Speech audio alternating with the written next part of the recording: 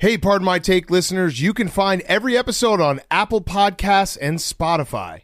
Prime members can listen ad-free on Amazon Music.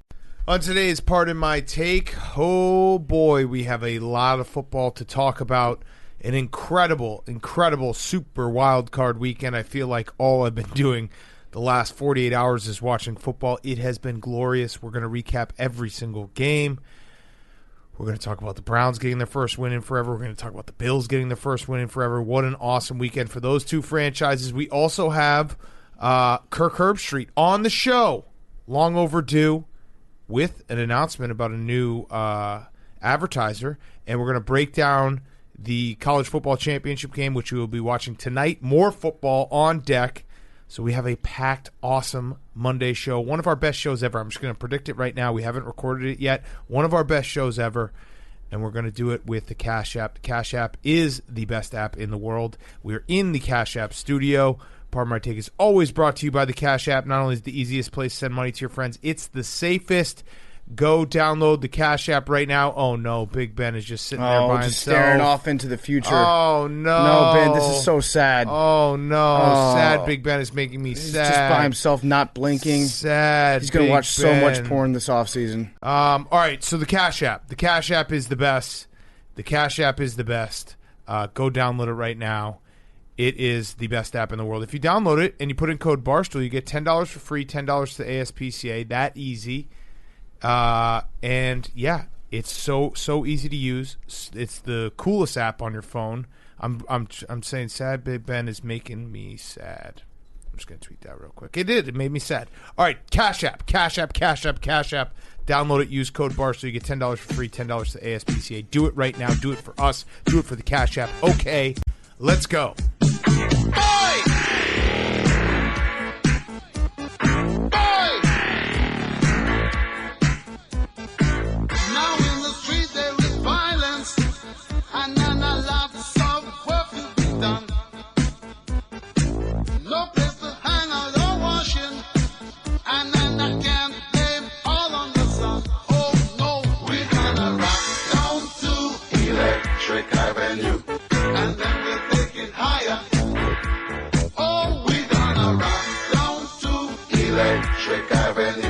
It's Pardon My Take, presented by Barstool Sports.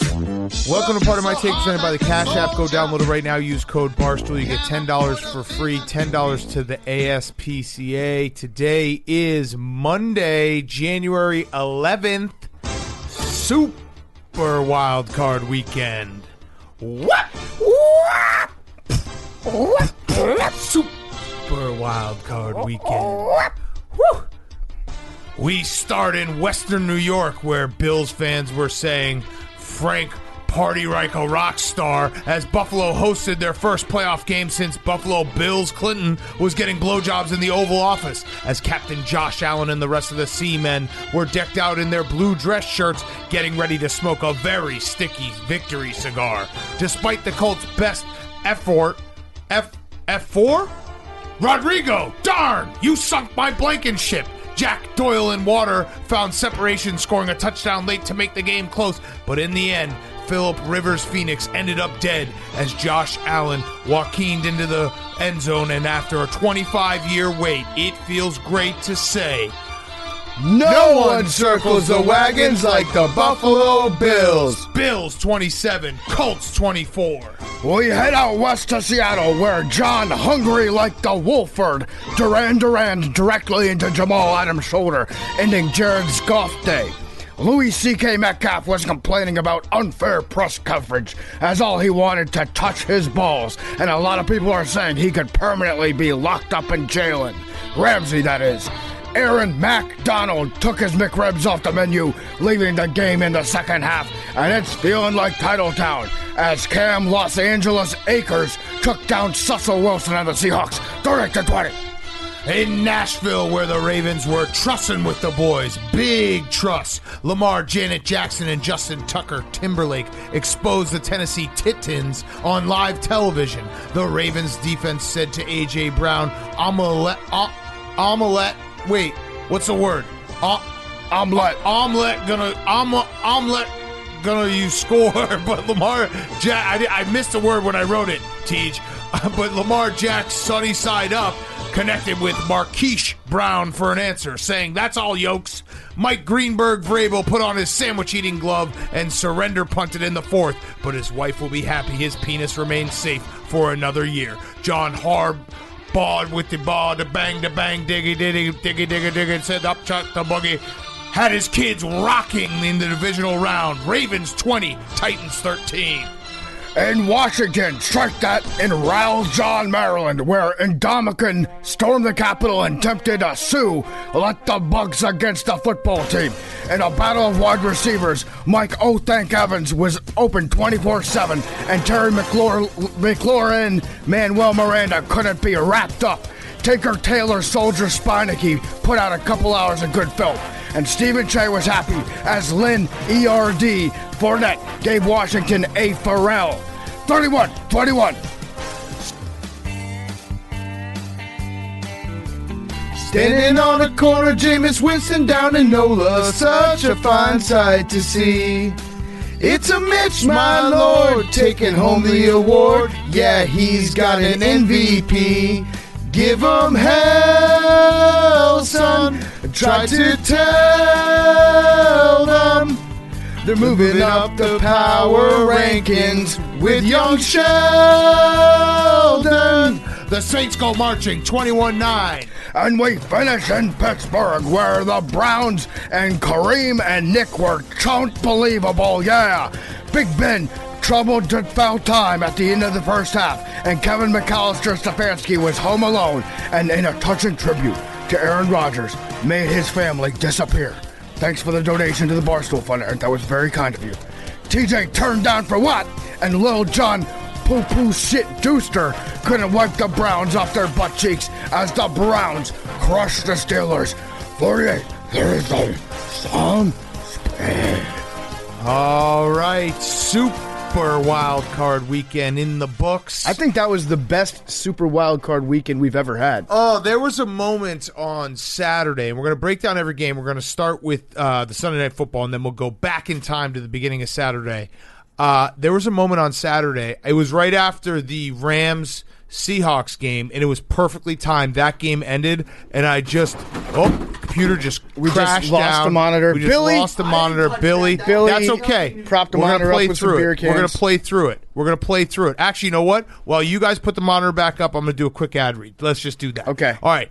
Jack Pocket. Jack Pocket is back on Part of My Take. That's where Jack Pocket is the Mega Millions and Powerball jackpots. They're now worth over $500 million each. That's where Jack Pocket lottery app comes in. Jack Pocket lets you play official state lottery games right on your phone. Play Powerball, Mega Millions, Cash for Life, Pick 10 plus other daily games right on your phone. Jack Pocket is now live and available in New York, live in 10 states total, including New Jersey, Texas, and more.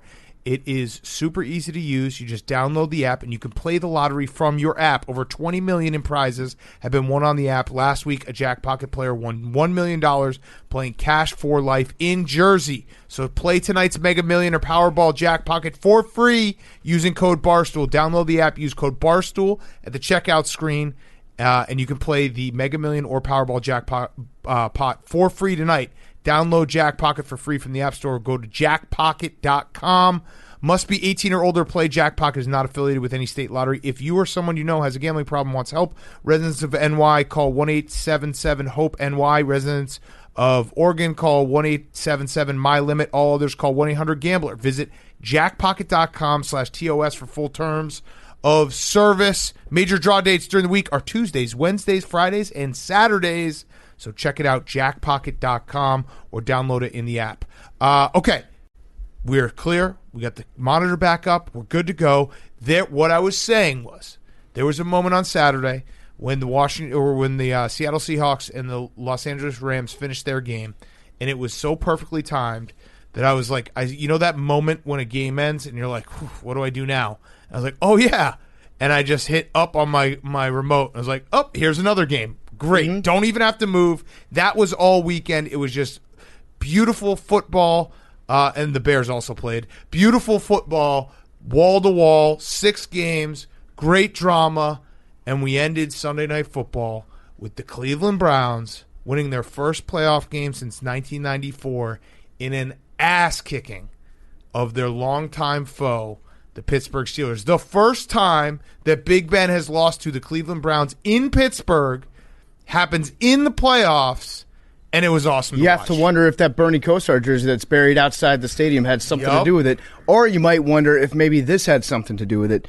Juju Smith-Schuster, Big before Ben's the crying. game, PFT, I he's gotta crying. interrupt you. He is literally no, crying. Big Ben. That was really sad to see. Pain. I mean, that prolonged zoom in that they had on him, it was, hello, darkness, my old friend. Oh, this actually makes me sad. This is very sad. I mean, and his chin's looking really fat. You don't know if this is Big Ben's last game in Pittsburgh, or at least he'll say that it is at some point. Big Ben's definitely going to do, I need to take some time this offseason with my family to discuss, and by family he means all of his sperm, his mini sperm. That kind of broke me a little bit. I'm not going to lie. We might have lost two legends this weekend. But all right, go ahead. So, back. Juju Smith-Schuster. Juju Smith-Schuster, before the game, he said, I think they're still the same Browns team I play every year.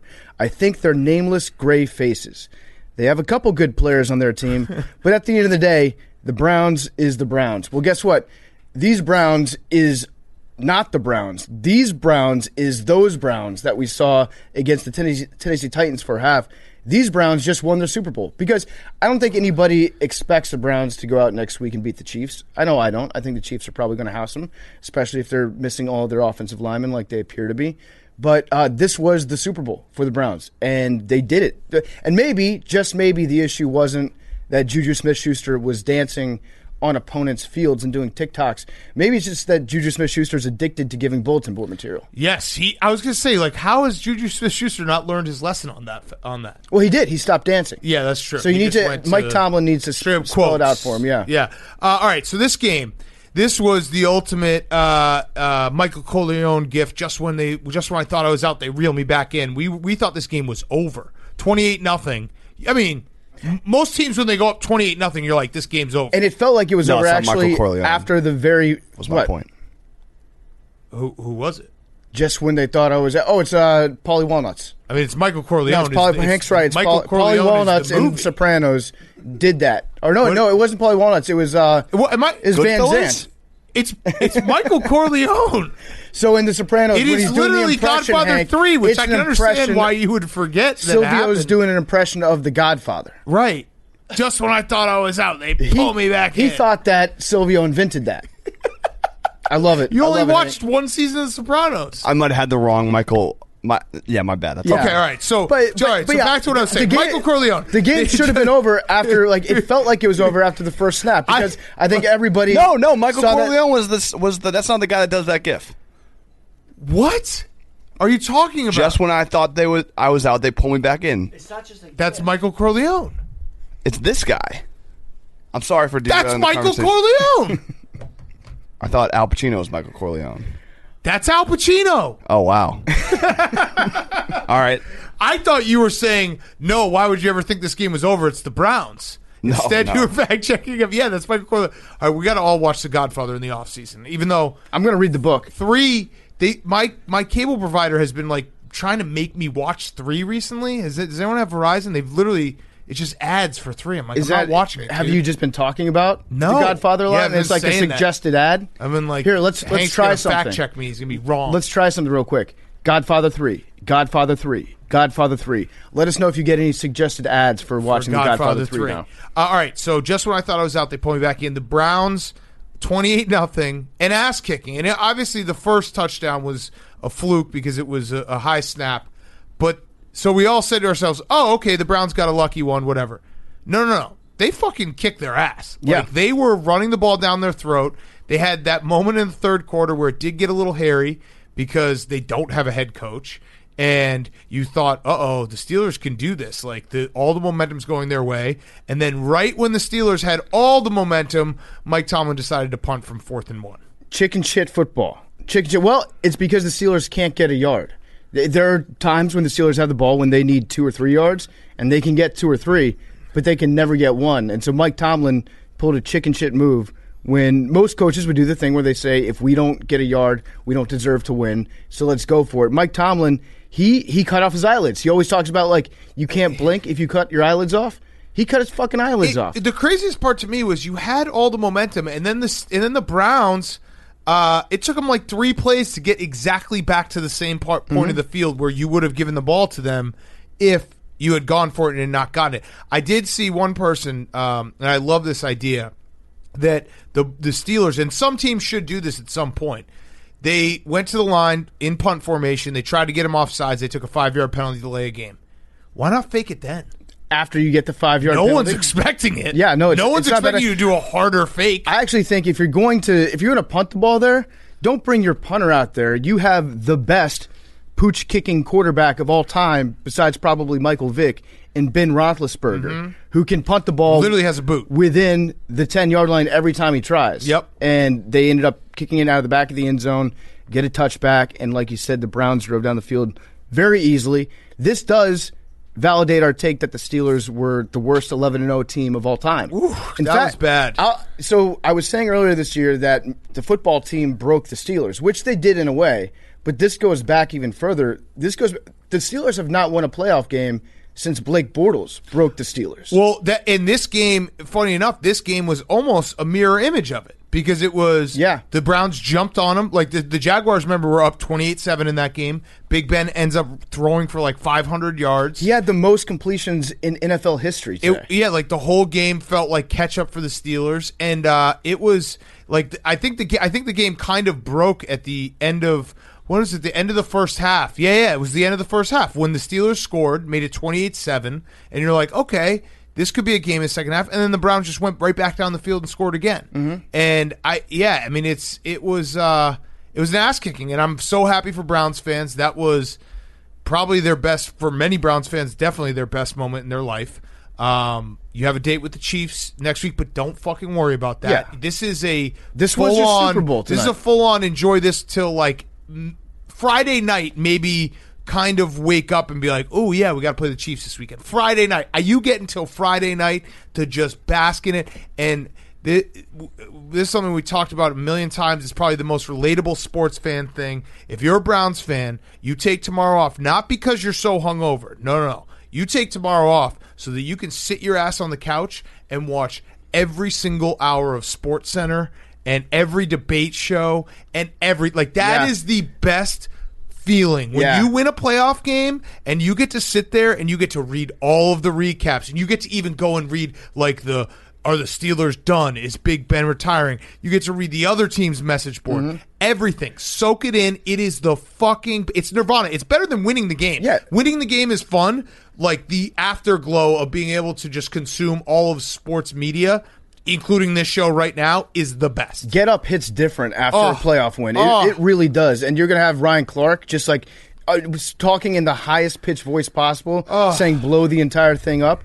It's going to be a real treat for Cleveland Browns fans. And you're going to have all day Saturday to get drunk and watch football without having to worry about your team and what's going to happen in the game. So you get a bonus extra weekend essentially of football, and plus almost all day on Sunday and before you have to play 3:00. And you're still in it, and there's still a Team of Destiny vibe because it is Swagger's death day on Super Bowl Sunday. So you never know. You never know at this point. But it's this season is a victory for the Browns. Congrats! Yes. The Cleveland Browns have won the Super Bowl of Ohio. Baker was phenomenal tonight. Without a head coach, which is significant because it did feel like in that third quarter, we were sitting there being like, really would have been nice if they had a head coach right now because it felt like it was slipping, and they had a couple drives where they just went run, try to pass for a long third down punt. And you're like, okay, they're just trying to hope the clock runs out. And then they woke up a little in that fourth quarter, scored a couple more times. Cody Parkey didn't miss any kicks. Jarvis Landry, the most important player on that Browns offense, was great. Awesome. Van Pelt, he was the guy that was coaching, right? He got to throw a challenge. He got to throw a challenge flag. That was cool. He did it for real no reason for the challenge. No, but he was like, you know what? I might not get this opportunity again. I'm literally going to leave it on the field. I'm going to throw a challenge flag out there. It was the shocking part to me. I mean, we all knew the Browns were a good football team. They got to the playoffs. They won, 10 games, 11 games. No, now 11 games, but they won 10 games. No, they won 11 games. They won 12 games. They have 12 wins now. So that would take Hugh Jackson like 40 years to do. Yeah, we all knew they were a good team, but I think it was incredible how much they were able to have their way with the Steelers defense, which wasn't what it was to start the season when it was the number one defense, but it still is a top 10 defense, and it has like some dudes on it. So, if you had told me the Browns won, I would have thought, oh, okay, well, they won a low-scoring affair that they were able to get a couple bounces. No, this was a straight-up shootout, and they kicked the shit out of the Steelers. Yeah. What we learned was that practice is overrated this week. The Browns didn't practice at all. They weren't allowed to practice. They did like Zoom meetings. They did everything remotely because their coaching staff was all sick. And so they didn't practice. They were fresh. I'm happy they won too, just because it was. Allen Iverson was right. It would have sucked. It would have sucked to have that entire, they got screwed by the NFL, which I think they kind of did, but not have that. Have it be like, all right, you won, even though you didn't have a coach. That had to be the coolest thing ever for Kevin Stefanski to be sitting in his basement watching it by himself and being like, holy shit, we're going to win this game. Yeah. Like, what kind of snacks do you think he had going? I feel like know. he might have been one of those coaches that's like too nervous to eat. I don't think he ate, yeah. Oh, he had the COVID, so he can't taste anything. So that's when you should eat. Yeah. Exactly. If you can't taste anything, like gefilte fish. I would be slamming like tequila, moonshine. Lowering the bar. Yeah. Yeah. So I did get a chuckle out of people tweeting that the Steelers should fire Mike Tomlin. Now, whether they should or they shouldn't, I don't think they should. No. I don't think he's had a losing season in like 20 Ever? years. The Steelers don't fire coaches. So if you thought a 4th and 1 punt was going to get Mike Tomlin fired, you haven't paid attention to the Steelers organization. Yeah. They will be back next year. They will probably win between 10 and 12 games. But we don't know what the future is for Big Ben because 4 interceptions. He looked oldish. Threw for a shitload of yards against a defense that was kind of playing prevent for like a half. And he just can't move. That's the bigger issue. Big Ben can't move. Do you think he just gets a walking boot permanently attached? What do you think? What do you think he's going to do? Big Ben, I think maybe you just put me on and just kick your tootsies up on the couch. And maybe pull up your True Religion jeans. Ben, and slide into this boot. We care a whole heck of a lot about you, and we just like to take a little time for us. We can't keep doing this, Ben. You're fucking 75 years old in football years. You missed me, Ben. We fit so good together. Let's sit down. Let's have a nice sit in the boot. Listen to some Christian rock. Throw a football to our kids in the backyard. Call it a career. Ben, you know what? Well, just for old time's sake, why don't you mosey on over to youporn.com. See what all the new videos are. You haven't but touched any of them. How about you just retire for the next 3 months and then we'll come on back? Ben's going to pull Lamar Odom and watch every porn video on the internet. He's going to be done with it. He's going to die from gas station boner pills, but it's going to be just in his office. He didn't go anywhere. Well, guys, my elbow injury is acting up again. Can't figure out why. I hope he doesn't retire. I don't think he'll retire. I think he'll retire. You said it. I think he will retire for like 2 months. Yeah, no, he's definitely going to retire. There'll but be a he's lot not of thinking stay about retired. His stories. Yeah, if they had made it to like the AFC Championship game, I could see him walking away. But this is going to leave a bad taste in his mouth. He was no crying. offense to Kevin Stefanski, he's going to want to come back. He doesn't want to go out like this in Pittsburgh. He was crying, and it was. I really enjoyed this matchup. I don't know what it was about the colors of the teams. The Browns orange was popping harder. The Steelers black at home at night in a playoff game is the blackest black that's ever been black. It's so dark. It's so awesome. I'm gonna miss Big Ben playing for these Steelers if this is actually it for him. It can't be. But you know what's going to happen. They're going to figure out a way. They're going to get another great quarterback instantly. And be right back. I still think they're going to get Sam Darnold, and he's going to be the new Big Ben. Could be. He's kind of fit for it. Big Ben. Big guy, throws some picks. I bet you Big Ben has a funny face. He's played through mono several times. Yeah, absolutely. That's nothing. All right. I got 2 stats. Yeah, give them to us, Jake. 1, Scoregami. Really? 48-37. Unreal. 2, last 5 weeks of the season, Jets 2 wins, Steelers 1. Whoa, that's worst brutal. 11-0 team of all time. I think the city of Pittsburgh, you don't owe me an apology. I'm not going to make you apologize. You've been through enough tonight. But just so you know, I was right. They just fell off. They fell off. They're kind of reminiscent of last year's Patriots team, starting really undefeated and then being like, okay, well now they're playing a little bit tougher teams and it starts to fall off. I did miss the slime in this game. You can't just give me you can't give me regular football after giving me a slime game. Can you imagine how electric that end zone would have been on the very first play of the game when they recovered that, like an unexpected fumble recovery for a touchdown? Yeah, with the slime cannons hitting. I don't know if I can go back.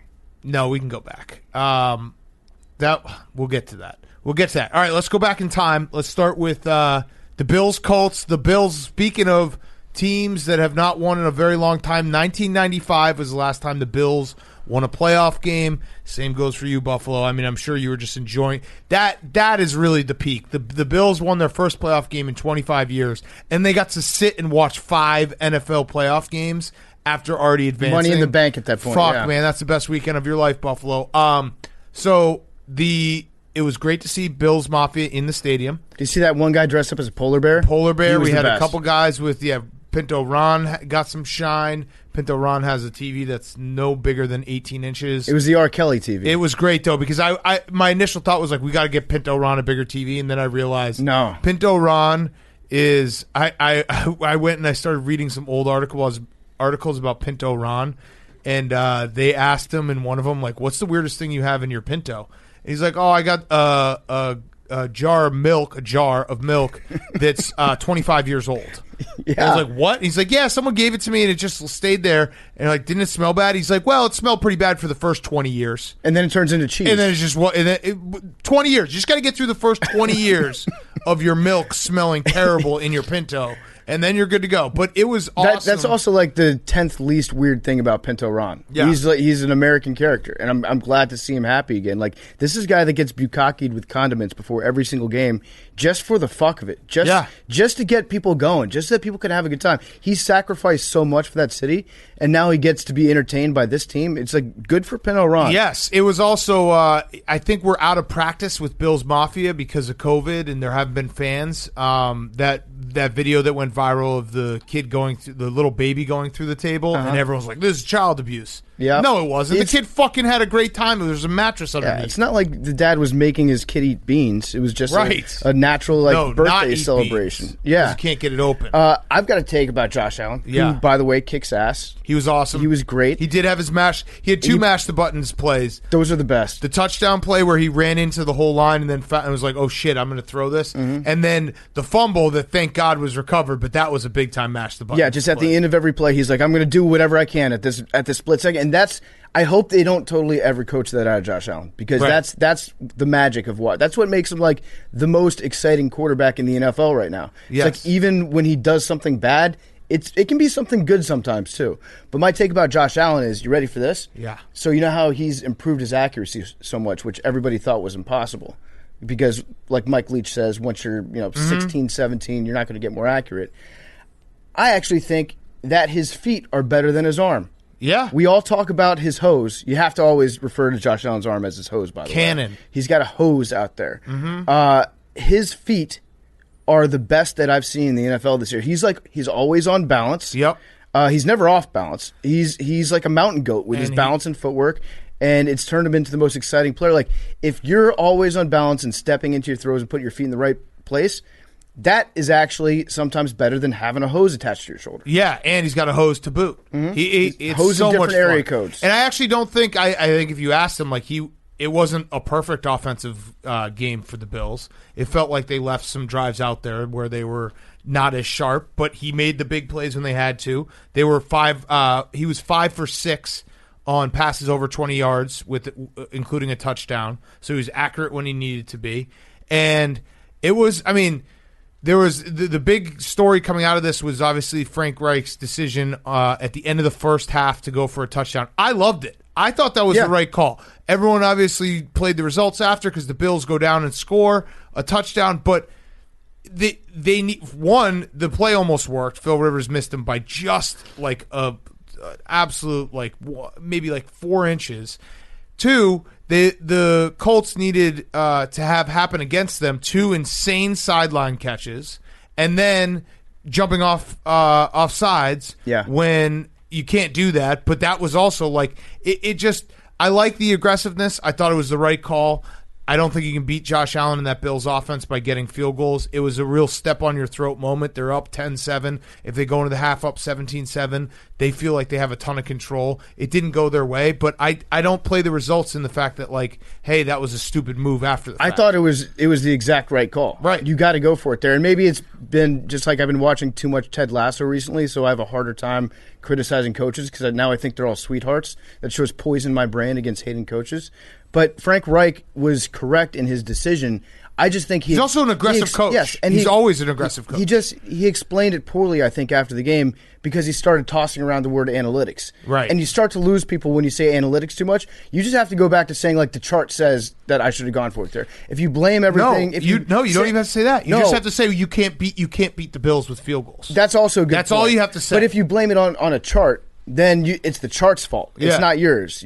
Like a chart is a tangible thing. You just got to go get a new chart. The chart's never wrong. But if you just say you can't beat that team with field goals, no one will ever disagree. Yeah, because it just sounds right. Jim Irsay should do a press conference and be like, the Colts and the chart have mutually agreed to part ways. We'll be looking for a new chart this offseason. It was the Colts were in that game though. They fucking played tough. I don't know what's going to happen with Phil Rivers. I have a couple quotes for you after the game. He was very emotional. It broke my heart. Also, just brutal watching him try to throw a Hail Mary and 5 yards short. That's how do you why not bring in you have Jacoby Brissett for that exact reason. How? That was so sad. After the game, Phil Rivers in ultimate, like pure Phil Rivers form, talking about the Colts, he said, "It's a really neat team." And then he said, "It was a heck of a fun season." Yeah, dagnabbit. Is that Phil Rivers, 20-year NFL pro, talking about losing in the NFL playoffs, or Philip Rivers, 12-year-old playing in Little League and they got bounced in the first round, and he's like, "Hey guys, it was a heck of a fun season. Let's all head to the pizza place. Pie's on me." Yeah, I want to see. I don't know the difference. I want to see what he said behind closed doors in the locker room. If he was like more emotional, more angry than that, but that's a perfect Philip Rivers quote. Philip Rivers gets angry. No, not in that. No, he gets angry at the refs. But I'm saying like after the game, I think it's just at this point of his career, he's like just kind of crying, kind of teary-eyed, and everyone feels bad for him. I feel bad for him. Well, if you really hate losing that much and you're Philip Rivers and you can't stand to lose in the playoffs, you probably would have retired a long time ago. Right. He's kind of used to this at this point. It's sad. I still think the Colts are a solid team, and when I say solid, that's code for saying that they've built their team in the complete opposite way that I would do if I was like a general manager with Madden franchise. Because I think you and I would be like, okay, we need a quarterback. We need do the Raiders. We need someone that can sack the quarterback. Mm-hmm. We need some fast guys at wide. We need to stock up on like 5 great wide receivers and maybe a big name corner. And the Colts, they've put all their resources in like the least sexy positions, and they've developed a solid team. No, they're a solid team. They're good. They're the only team, I think, in the playoffs that was top 10 in offense and defense. Yeah, I saw that. They're a nice, well-built team. They might be this offseason's one quarterback away from becoming a real team. Carson Wentz, Frank Reich and Carson Wentz, bring them back together. Either way, I'm very excited for the Bills. That was awesome. I'm Tough shocked matchup coming up. I'm shocked that we haven't seen any Buffalo Bills too early Super Bowl tattoos. Yeah, that feels gotta be out there. I feel like that just happens every year, and it's not even. It's not a story. Yeah, it's not a story anymore. But Bills fans, they get another home playoff game. Awesome.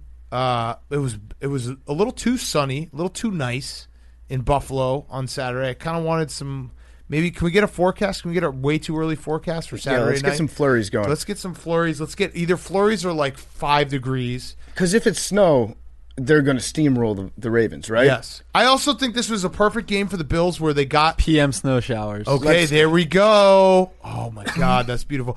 It was a perfect game for the Bills, and I don't think if you ask the Bills, they didn't play a perfect game. Like they didn't play their best. They survived. They found a way to get a win. They found a way to get a playoff win. Kind of a monkey off your back. Like feels good going into the next game. Like that was they didn't look like they had been looking in the last half of the season where they were just trucking teams. So now you get the added bonus of like, hey, this is a lot harder. Let's button down here for the next round. You know what? Maybe they had some playoff jitters. Yeah. Maybe this is a playoff jitters. No, they were. You came out and you won. They played well, but Yeah. They definitely didn't play a perfect game, and that's a good thing because they won without a perfect game, and they still have a perfect game in them. Can somebody please explain to me what happened on the second to last play, the Zach Pascal play, where he was on the ground, caught the ball, he stood up off the ground. Then he fumbled after he stood up. Can I just say though, if the play was wrong, if the play is wrong, which it was, they called it wrong, but it ends up not determining who wins, I don't care anymore. Like I stopped caring. Like I saw Coward had a tweet being like, lot to talk about, but the main thing on my mind is what the hell like was happening at the end of that Bills Colts game. Imagine if the Colts had won. Well, they didn't, so I've moved on. I'm only concerned because I don't know what happened. I don't know why that ruling was put into place. I think they just fucked it up. They just fucked it up. It's just a fuck up? It was just a straight up fuck up. But again, it didn't matter. So as soon as a ruling doesn't matter to the end result, I just don't care anymore. I just wash it away from my memory. I'm not going to be like, oh man, could you imagine if? Well, no, it didn't end up mattering. Yeah. So we're good. We're Gucci. You brought up the jumping off sides part, and that guy was probably the most offsides player in the NFL this year. He was more offsides than AJ. He was like 9 yards into the Bills' backfield. There's something about a quarterback that knows how to do the hard count correctly. That is something that only a few quarterbacks really take. Like Aaron Rodgers cheating on it. Like, if I were a quarterback coach, I would have them take voice lessons. I would have them. Can you imagine like a ventriloquist quarterback throwing his voice into like the backfield, or like maybe a guard being able to mimic the quarterback's voice? Yeah, so you have two of them going at the same time. It'd be amazing. Yeah, there's definitely like one of those. That's the difference between a very good quarterback and a great quarterback. Yeah, if you can get those guys to jump off sides and get free plays out of it, and Josh Allen with a free play is a very dangerous thing because he's just going to hose that ball downfield. Yeah, so that was fun game, great start to the weekend. Yeah. Next up, we got Rams, Seahawks. So where do you want to start, Seahawks or Rams? Because let's start with the Seahawks because I love Pete Carroll, but I think he might not be a great coach. Okay. I think he's had some of the best talent on defense. He's had Russell Wilson and Marshawn Lynch, and Russell Wilson covers up a lot of stuff. If he goes out there and balls out all the time. Ooh. Pete Carroll, he attracts talent. Maybe there's just something about Pete Carroll that he will always have talent around him. But as far as in-game, the most adjusting he does is just switches his gum from the left side over to the right side during a game. The Seahawks, they were reading the quotes afterwards. It was kind of shocking. They're like, yeah, we knew how they were going to defend us. We just didn't have an answer. Like, what? That's the whole... And it happened for the entire second half of the season. Like, the first half of the season, the Seahawks were essentially able to just bomb it deep, and most teams were playing with one safety deep. And then teams just started being like, hey, guess what? We're not going to let you bomb it. We're not going to let DK Metcalf go one-on-one, try to beat us other ways. And they never adjusted, and that fully came to fruition in this game against the Rams where they fucked them up. Pete Carroll said afterwards, I have no place in my brain for this outcome. I think he's going to memory hole it, so that one just doesn't exist. If you ask him about it 2 days from now, he's going to be like, I don't know what you're talking Complete about. opposite of Sean McVay. Yeah, he is memory holing this loss. I have no place in my brain for this outcome. He's redacting You said something, though, there, PFT, that I got to ask you about, because this is now a narrative coming out of this game. I saw it online. I saw it with Seahawks beat writers. I saw it with Seahawks bloggers. There seems to be a little bit of a rumbling that Russell Wilson is more to blame than people are letting on. Ooh. Now, how quickly they turn. Yeah, now, I want it on the record right now. If the Seahawks want to trade Russell Wilson to the Bears, I will do it in a second. I will do anything. I will trade anything, everything. So I think Russell Wilson's a fantastic quarterback. But if you're a Seahawks fan, your frustrations are at least coming out a little bit. So he's played now 16 playoff games, and in those 16 playoff games, he's 25 touchdowns, 12 interceptions, 236 yards average. That's not like lighting the world on fire. No. And it's weird to see it because you think Russell Wilson, clutch, unbelievable, ridiculous plays, ridiculous comebacks, and then you see those numbers and you're like, wait, so he's not one of the best postseason performers? That's weird. Because I had that moment where I was like, that's kind of bizarre. If you had showed me Russell Wilson's playoff stats, I'd be like, oh, he gets better in January. But he kind of doesn't. He's kind of the same guy, and this loss was on him as much as anyone else. Like they were not. He took a lot of sacks. That interception wasn't on him though. That interception was not good. I mean, that wasn't a good play. It wasn't. If it's a quick screen like that, you can't blame the quarterback if they don't get to their places. Well, he also was forcing the ball to DK Metcalf, who, listen, we love DK. He's our guy. But that was when you have a little bit of a tantrum in the first quarter, in like everyone sees it in an empty stadium, it does change the narrative coming out of the game. Like you've narrative yourself. No, I love that with DK. Like DK, people don't give him enough credit for looking like he's a bass player in like a rap metal band. He flips out, man. He has like a mosh pit with himself on the sidelines. Yeah. And he's smashing helmets like that. But it was early. It looked sick. It was early. It looked sick. I'm going to stand with DK on that. DK, you looked awesome. But you admit, though, like, you did that then changes Russell Wilson. Like, that interception was him trying to force the ball to DK. Like, he was trying to get the ball to DK for the rest of the game. And I don't know. I mean, the offense was a mess for a million different reasons, and that's not even – we should talk about the Rams and how good they were defensively. But I just noticed that, and again, I would take Russell Wilson over, I don't know, every quarterback except like 4. Yeah, he's definitely top 5 quarterback. But it is crazy to see those numbers and be like, wait, that's weird. I always thought he was this incredible postseason guy. And then you think about it, and you're like, what's the postseason moment that you think about when you think about Russell Wilson? A million different passes to Doug Baldwin. Right, but like, that game against the Packers where the Packers just fell apart, and Mike McCarthy fell apart in that onside kick. But like, what are I don't know. I'm asking the question again. I don't want this spun as like anti-Russell Wilson because I'm definitely not. But when you think about like Brady and Breeze and all these other guys, like they have these insane playoff games. I don't know if Russell Wilson has had that type of resume. I think it's more on Pete Carroll than it is on Russell Wilson because it's Russell Wilson playing against the best defenses. And during the regular season, he's always a very good quarterback. And, yeah, he feasts on some shitty teams. I feel like the Seahawks play against the Falcons like 3 times every year, and he always puts up 450 yards on them during the regular season. But in the playoffs, when he's playing against really good defenses, you can't put that all on him. I think that Pete Carroll has to take some of the blame for it. You can't put it all on him, but if you are in the conversation as amongst the best quarterbacks in the NFL, like this is the difference between every quarterback and then the upper elite guys who can they can kind of put it all on them. Yeah. And they can find ways in the playoffs to do things, and they do elevate their game. I think that's where the disconnect is. I think Russell Wilson is amongst that group, but when you actually lay it out, it's like, okay, well, where can you point to it?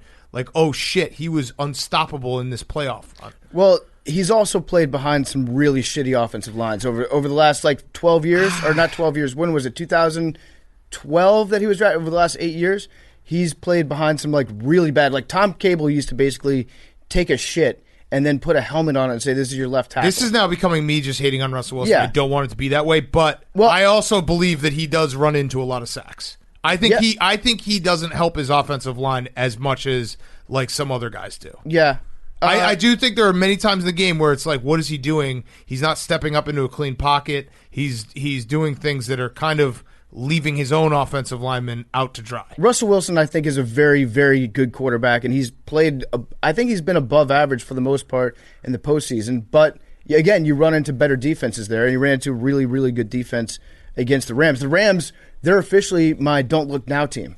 Don't look now, yeah, but the Rams are back. I have a future on them. Rams are back. If Aaron Donald is hurt, that's obviously different. Also, Russell Wilson, that one throw he made where he was going left and he threw that deep ball. I mean, that's why he's Russell Wilson. That's why he's incredible. Yeah. But it's just something to put in your brain. We all put him in the Mahomes, Rodgers, Brady category. I don't think he is. Probably not. Right, but that's where we do it. Well, because Aaron Rodgers is he's the best quarterback physically, and he's been the best quarterback physically for the last 10 years or so.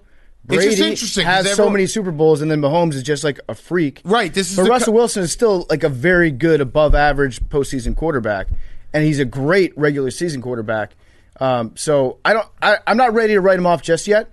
in terms of a postseason guy. No, I'm not but either. I do I'm like just- the fact this is that the first I do like the time. fact that we're talking about it. Right, this is the first time I love your passion. I never even thought about it until I saw enough of it online, and not just like random people. It was people who cover the team, people who blog the team, saying these things, and I'm like, oh, okay, well, let me at least look at this. I love and that. I looked at his numbers, and I was like, all right, yeah, I can actually, I would still take him over, again, pretty much any quarterback except like 4 guys, but I am looking at the numbers and be like, yeah, you're right. It's not like he's lighting the world on fire. I love the fact that this is in the marketplace of ideas now. It's- I disagree fervently, but I respect to hell your right to say it. Yeah, I just some of the losses haven't been great, and he's kind of. I mean, this was he did not play well. He did not play well. No, he didn't. It was very disappointing. He was 0 for 8 on third down. This to might start kind the of game. fall into what you're saying. After this game was over, there was a moment where I was like, wait, the Seahawks can't be out of the playoffs. Right. It's Russell Wilson. That's why Russell Wilson's going to keep playing. That's literally Pete Carroll's quote. I still think that like next week the Seahawks are going to be in the playoffs still. They'll be I playing have no somebody place else. in my brain for this outcome. So let's talk about the Rams. The Rams. It doesn't make sense that Goff didn't start to me. It doesn't make sense that they didn't start a third quarterback. They didn't have a third quarterback Bortles on was there. absent. Right. What do you mean it doesn't make sense that he didn't start? I mean, he was good. Jared Goff, he played. What? He played pretty good for having a broken thumb. I think he did. He had a very gutsy performance. Yeah. But he wasn't good. I feel like his thumb, he had no control of the ball. I feel like his thumb might be better. Maybe he was gripping the ball too hard when he had a fully healthy thumb. I give him all the credit in the world for being out there with fucking surgery 11 days before, and he had a gutsy performance. I think he did just enough. I mean, he wasn't good. There was a moment where he had that one play where he like scrambled and threw like a little ball to his right that ended up being like a 50-yard pass. But before that, he had like 40 yards on like 2 quarters. He played a lot better than I thought gutsy. a quarterback It was with a gutsy. broken thumb was going to play, and probably better than Wolford would have played if he had played the entire game. But the only thing I'm going to take away from the Rams of this performance is those jerseys are fucking disgusting. The Rams white, whatever, they're like 7 different tones. They've got 9 different fonts on them. They look like a ransom note slapped across a uniform that's like written if you're taking Jeff Fisher hostage. They're ugly.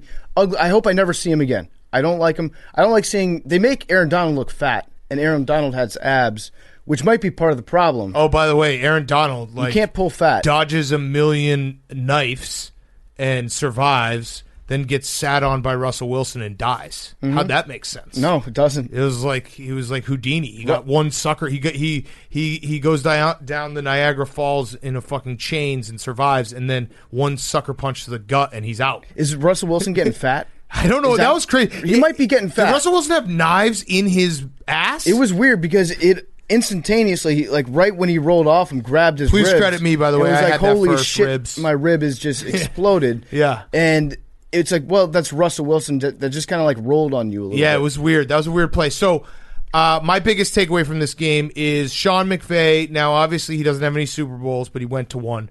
But when people put him in the conversation as like the next Belichick or mini Belichick, this is why. Because when I look at the Rams and the fact they went to the Super Bowl 2 years ago with one of the best offenses in the league, and then look at what they've done this year, and they basically completely changed their team to a defensive team, running team, that's why he's a mini Belichick, in that it doesn't matter.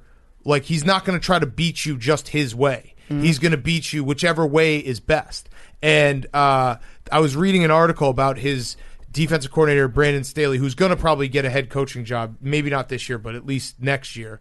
So essentially, he wasn't even on Sean McVay's radar. He had an interview. Sean McVay basically changed over his entire staff, which, again, that's kind of a Belichick move to be like, I'm changing my entire all got staff. hired away to be head coaches. Wade Phillips, he left, but he was basically like, I got to change my whole staff. Sat down with him. Brandon Staley is a Vic Fangio disciple, was with Vic Fangio forever. And Sean McVay basically said, Vic Fangio's the one guy who can stop my offense, Kyle Shanahan's offense, these offenses that have been taking over the league. Brought him on, and he's been incredible. Like, he's been an incredible defensive coordinator. What the Rams were able to do, they mauled the Seahawks. Like, they were awesome. They can get after Aaron Rodgers. Yeah. It's going to be 25 degrees, and I know they're a Southern California, Los Angeles team. I think that this Rams defense is built to play in cold weather. I think they can get after Aaron Rodgers and knock him around. It's gonna be very cold. It's gonna be a good match. I'm very much looking for the narrative of the Sean McVay against the McVay disciple and Matt LaFleur. Yeah, that's gonna be a spicy one. I just love it. I mean, Sean McVay, like, that is what makes a great coach a great coach. Like, the guys who can think outside the box and be like, okay, who's the person who I have the most trouble with defensively?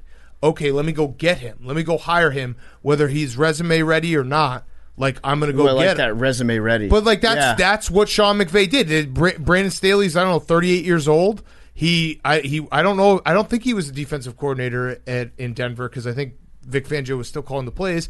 But, like, that is the smartest guy in the room kind of feel. Like, hey, instead of trying to beat the people that are really smart across the field, why don't I get one of them and use their powers on my side defensively? And he's changed the entire MO of the Rams team. They're a running team. They play good defense. It's awesome to watch. That's why he's a mini Belichick. It's double genius because you take a guy that can beat you off the market, and so then down in the future, he's not going to be out there kicking your ass. Mm-hmm. So you're eliminating that threat from your future self. And everyone's talking about offensive football. Everyone's, everything's offense. To have the foresight be like, hey, I'm going to go get this guy who's an up-and-coming defensive guy and basically mold my team in that fashion. I don't know. He deserves a lot of credit. And then the stat out there, I think it's now 37-0 when Sean McVay is leading at halftime.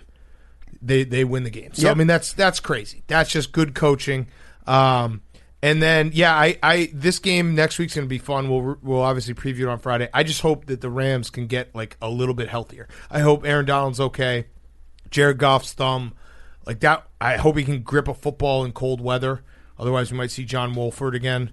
Yeah. I don't know. It was more questions for the Seahawks and the Rams being like, we keep losing guys and we keep winning games. Yeah, don't look now. The Rams are back. Yeah, they are. Hank, we got that future. I don't know what's going to happen with it, but who knows? Looked bleak when they lost to the Jets. All right, let's do Saturday night, your team. Before we do that, I'm sure while you were watching, you had your Whoop on, right? I did have my Whoop on. Going crazy? It was. My heart rate was fluctuating all over the place, mostly from just hearing Stephen Che talk. That'll get your blood pressure up in a hurry. But I'm wearing my Whoop right now. We're all wearing our Whoop. We're monitoring ourselves. Billy's training for a big fight. His strain numbers are off the charts. I'm getting back on the Peloton. I'm going to be doing more Buns of Anarchy stuff because I put on like 25 pounds after I lost 25 pounds. So my body has no idea what the hell is going on. I need to get back into shape. 2020 is finally behind us, and we're looking ahead to 2021. And whether you do or don't have any New Year's resolutions, Whoop can help you set goals and stay on track. It's a 24/7 health and fitness tracker that quantifies and tracks personalized data like sleep, recovery, strain, and more. I love monitoring my my HRV. I'm not still 100% sure of what HRV is. Sounds important. But I know that when I wake up in the morning and it's green, I'm ready to have an awesome day. And when it's red, it's about to be bogus. That's all I know. I love my Whoop. I love using it. It actually does make you work out more. When you're tracking what you do, you want to beat your score from the previous day. And every day when you get up, Whoop gives you a recovery score based on your sleep, your respiratory rate, your resting heart rate, and your heart rate variability. The score lets you know how to approach your day and whether you should push yourself or whether you should take it easy. It can also track down if you've contracted COVID. It can give you like an early warning alert. There's like a feature on there that'll do that. I know there's some people that have been using that, and it's worked out well for them. There's a built-in sleep coach, so it tells you how much sleep you should be getting based on your expected activity level for the following day. Spoiler alert, it's usually going to be more sleep, especially if you're watching football. Actually, you know what? My steps, I probably don't get any steps watching football, but I feel like I'm getting a full weekend's worth of exercise. I basically do an ultra marathon, a triathlon, if I'm watching 3 football games, one right after the other. And Whoop will tell you exactly what your strain is and how to adapt your lifestyle based on what you're doing in your day-to-day life and your sleep. Whoop is a must-have heading into 2021, and right now they're giving 15% off when you use promo code TAKE at checkout. Go to Whoop, WHOOP.com, enter promo code TAKE at checkout, and get 15% off. Okay, Saturday night. Bucs, Washington football team, the Taylor Heineke game. We cover the spread. Good teams win, great teams cover. We were a great team on Saturday night. We didn't embarrass ourselves.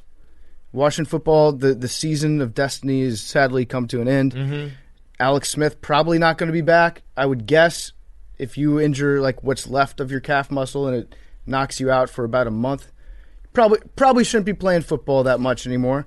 I mean, if Alex Smith had played this game, started this game, he'd be dead. They wouldn't have hung tough. Like that was Taylor Heineke was very good for a guy who's a backup, has an XFL backup. Way too many tattoos for a quarterback. Yep. And kind of what we're talking with Chris Long, doesn't really know he's supposed to suck. I think he's going to be a great backup quarterback. Yeah. He can win you like a game and a half in a year, and he comes in, you're like, fuck it, let's get weird with it. He's like the bad boyfriend that comes in, scoops you up in a Corvette. He's like, not a Corvette, probably a Camaro that he bought used.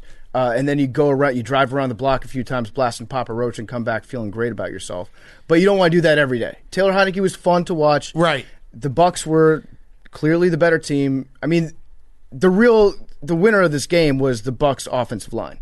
The Bucs offensive line handled the Washington defense, and sucks for Chase Young when you say all week you want Tom Brady in your grasp. He was saying, Tom Brady, I'm coming.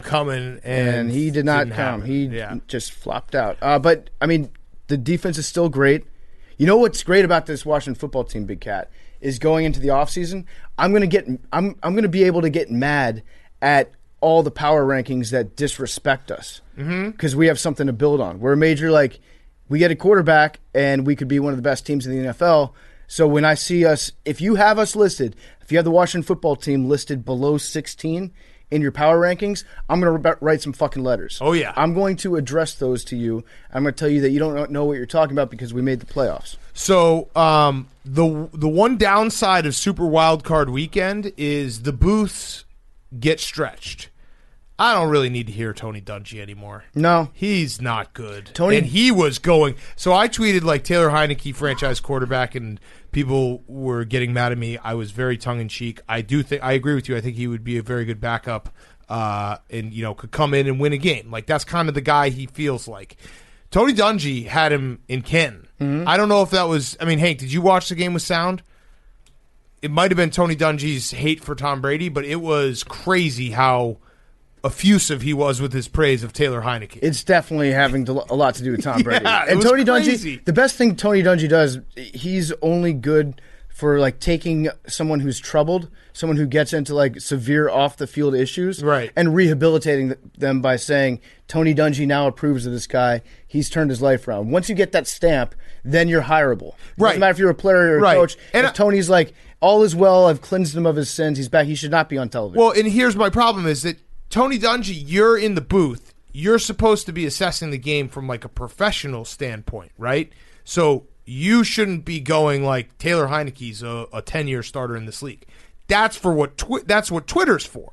And that's why when we all freak out about Taylor Heineke on Twitter, the like, well, actually, or he's not really a good quarterback, people, shut the fuck up, dude. That's what makes football fun. When you have a guy who plays in a game, he's not even supposed to be there, and he's playing out of his mind, and you all feel like you're in on this big moment, that's cool. That's why we get swept up with Taylor Heineke. No one woke up on Sunday morning being like, Taylor Heineke needs $100 million in 5 years. No.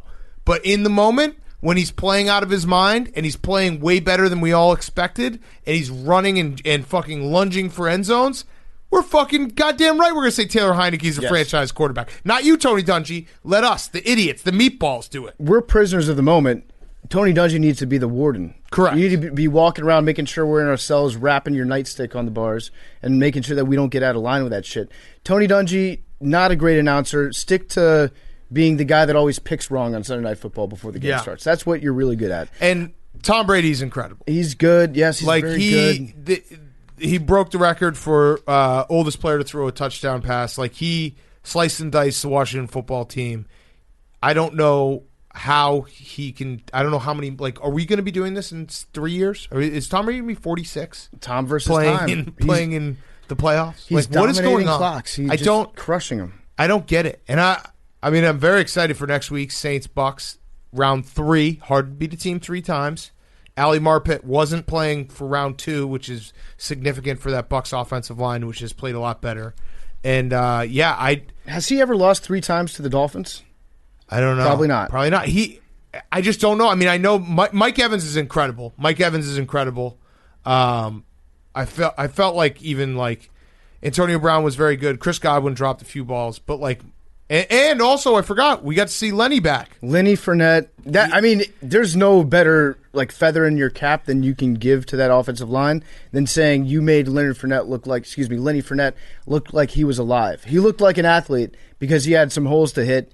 And fortunately, he wasn't pulling the Trent Richardson thing where you get the screen caps because Lenny Fournette was well on his way to being the next like Trent Richardson of look at the size of this hole that he didn't He was hit. good, though. He was not bad. He was pretty good. I was saying on the live stream, like, please keep feeding Lenny Fournette. Oh, no, you said I tuned in at the beginning and you were like, which I agreed with your point. You're like, Stephen Shea, do you think that Leonard Fournette's good at football? Yeah. And he's like, yeah, he could be good. I'm like, no, PFT's right here. And then he actually ended up playing well. Well, it was the offensive line. So the offensive line blocked really well for him, and they blocked really well for Tom Brady. So they won the game for the Bucs. So I have to take my hat off to the Bucs. Good job. You beat 7-9 football. We're probably like the third best 7-9 team of all time. Hung tough, so though. We hung tough. We didn't. If I could do my Colin Cowherd analogy about this game, I would say that like the Washington football team, we didn't embarrass ourselves. We took a very out of our league attractive woman on a date.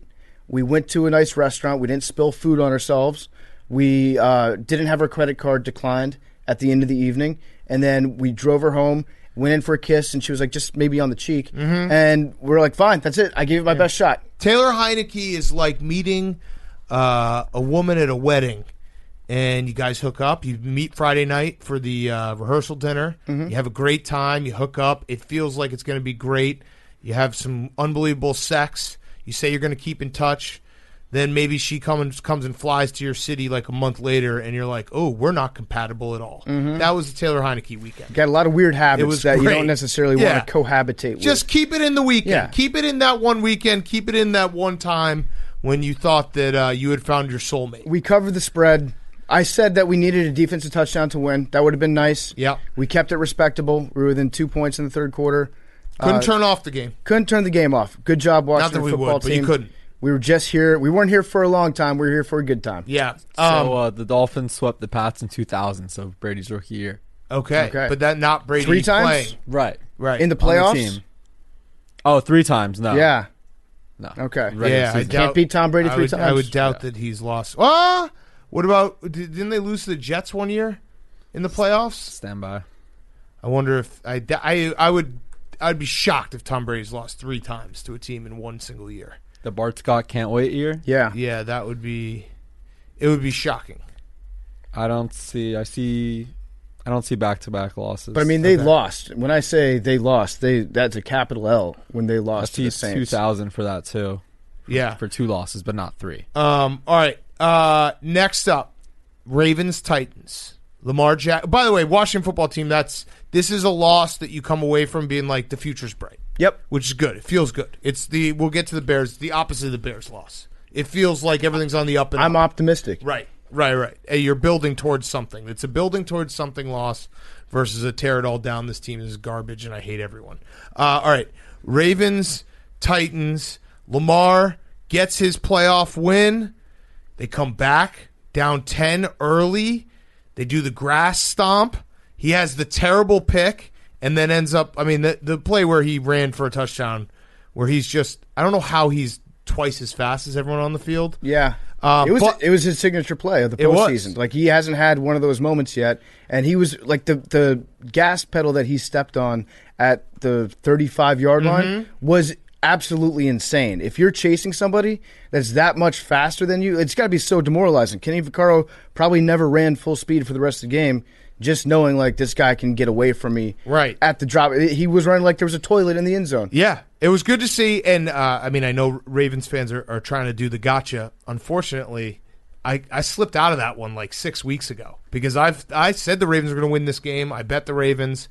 I think the Ravens are playing really good football. I think they're fucking live in the AFC right now, especially because everyone kind of forgot about them, and they're back to like just running it down people's throats. But so Lamar gets the win. Good for him. He played well.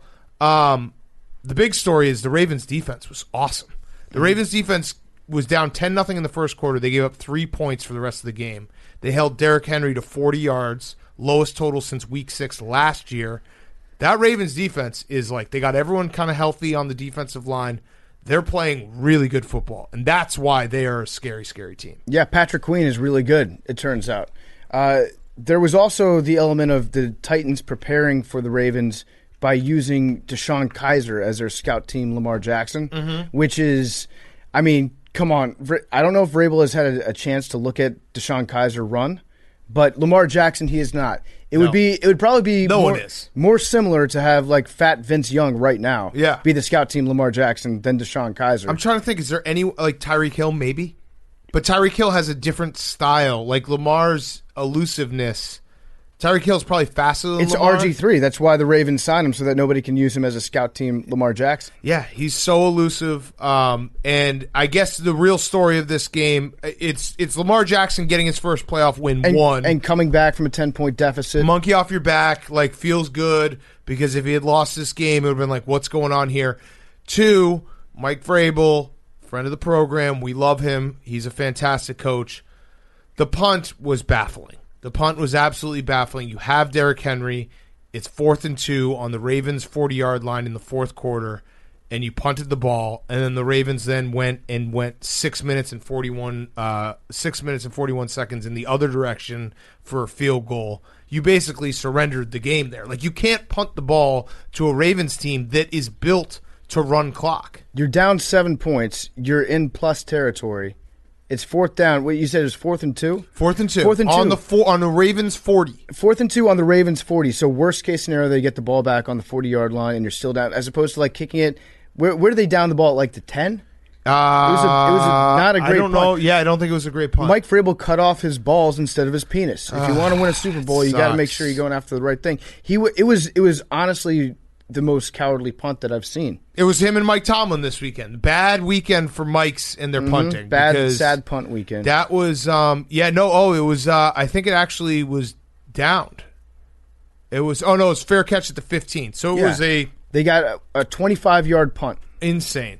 You can't do that. You just can't do that.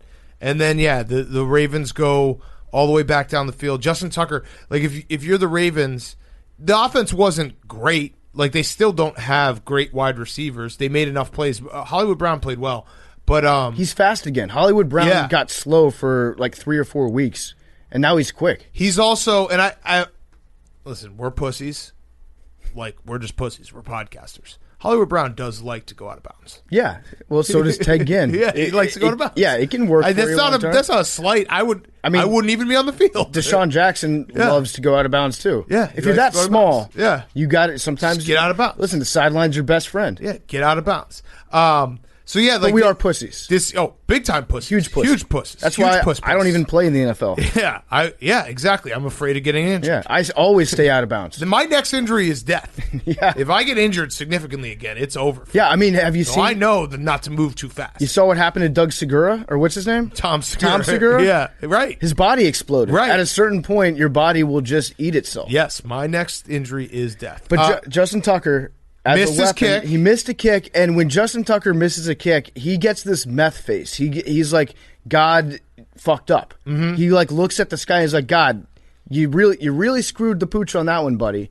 I don't miss that kick. But Justin Tucker's kicks they didn't have that pop. That Justin Tucker pop that they normally. It was weird. Was it seeing windy him miss there? It. I don't know.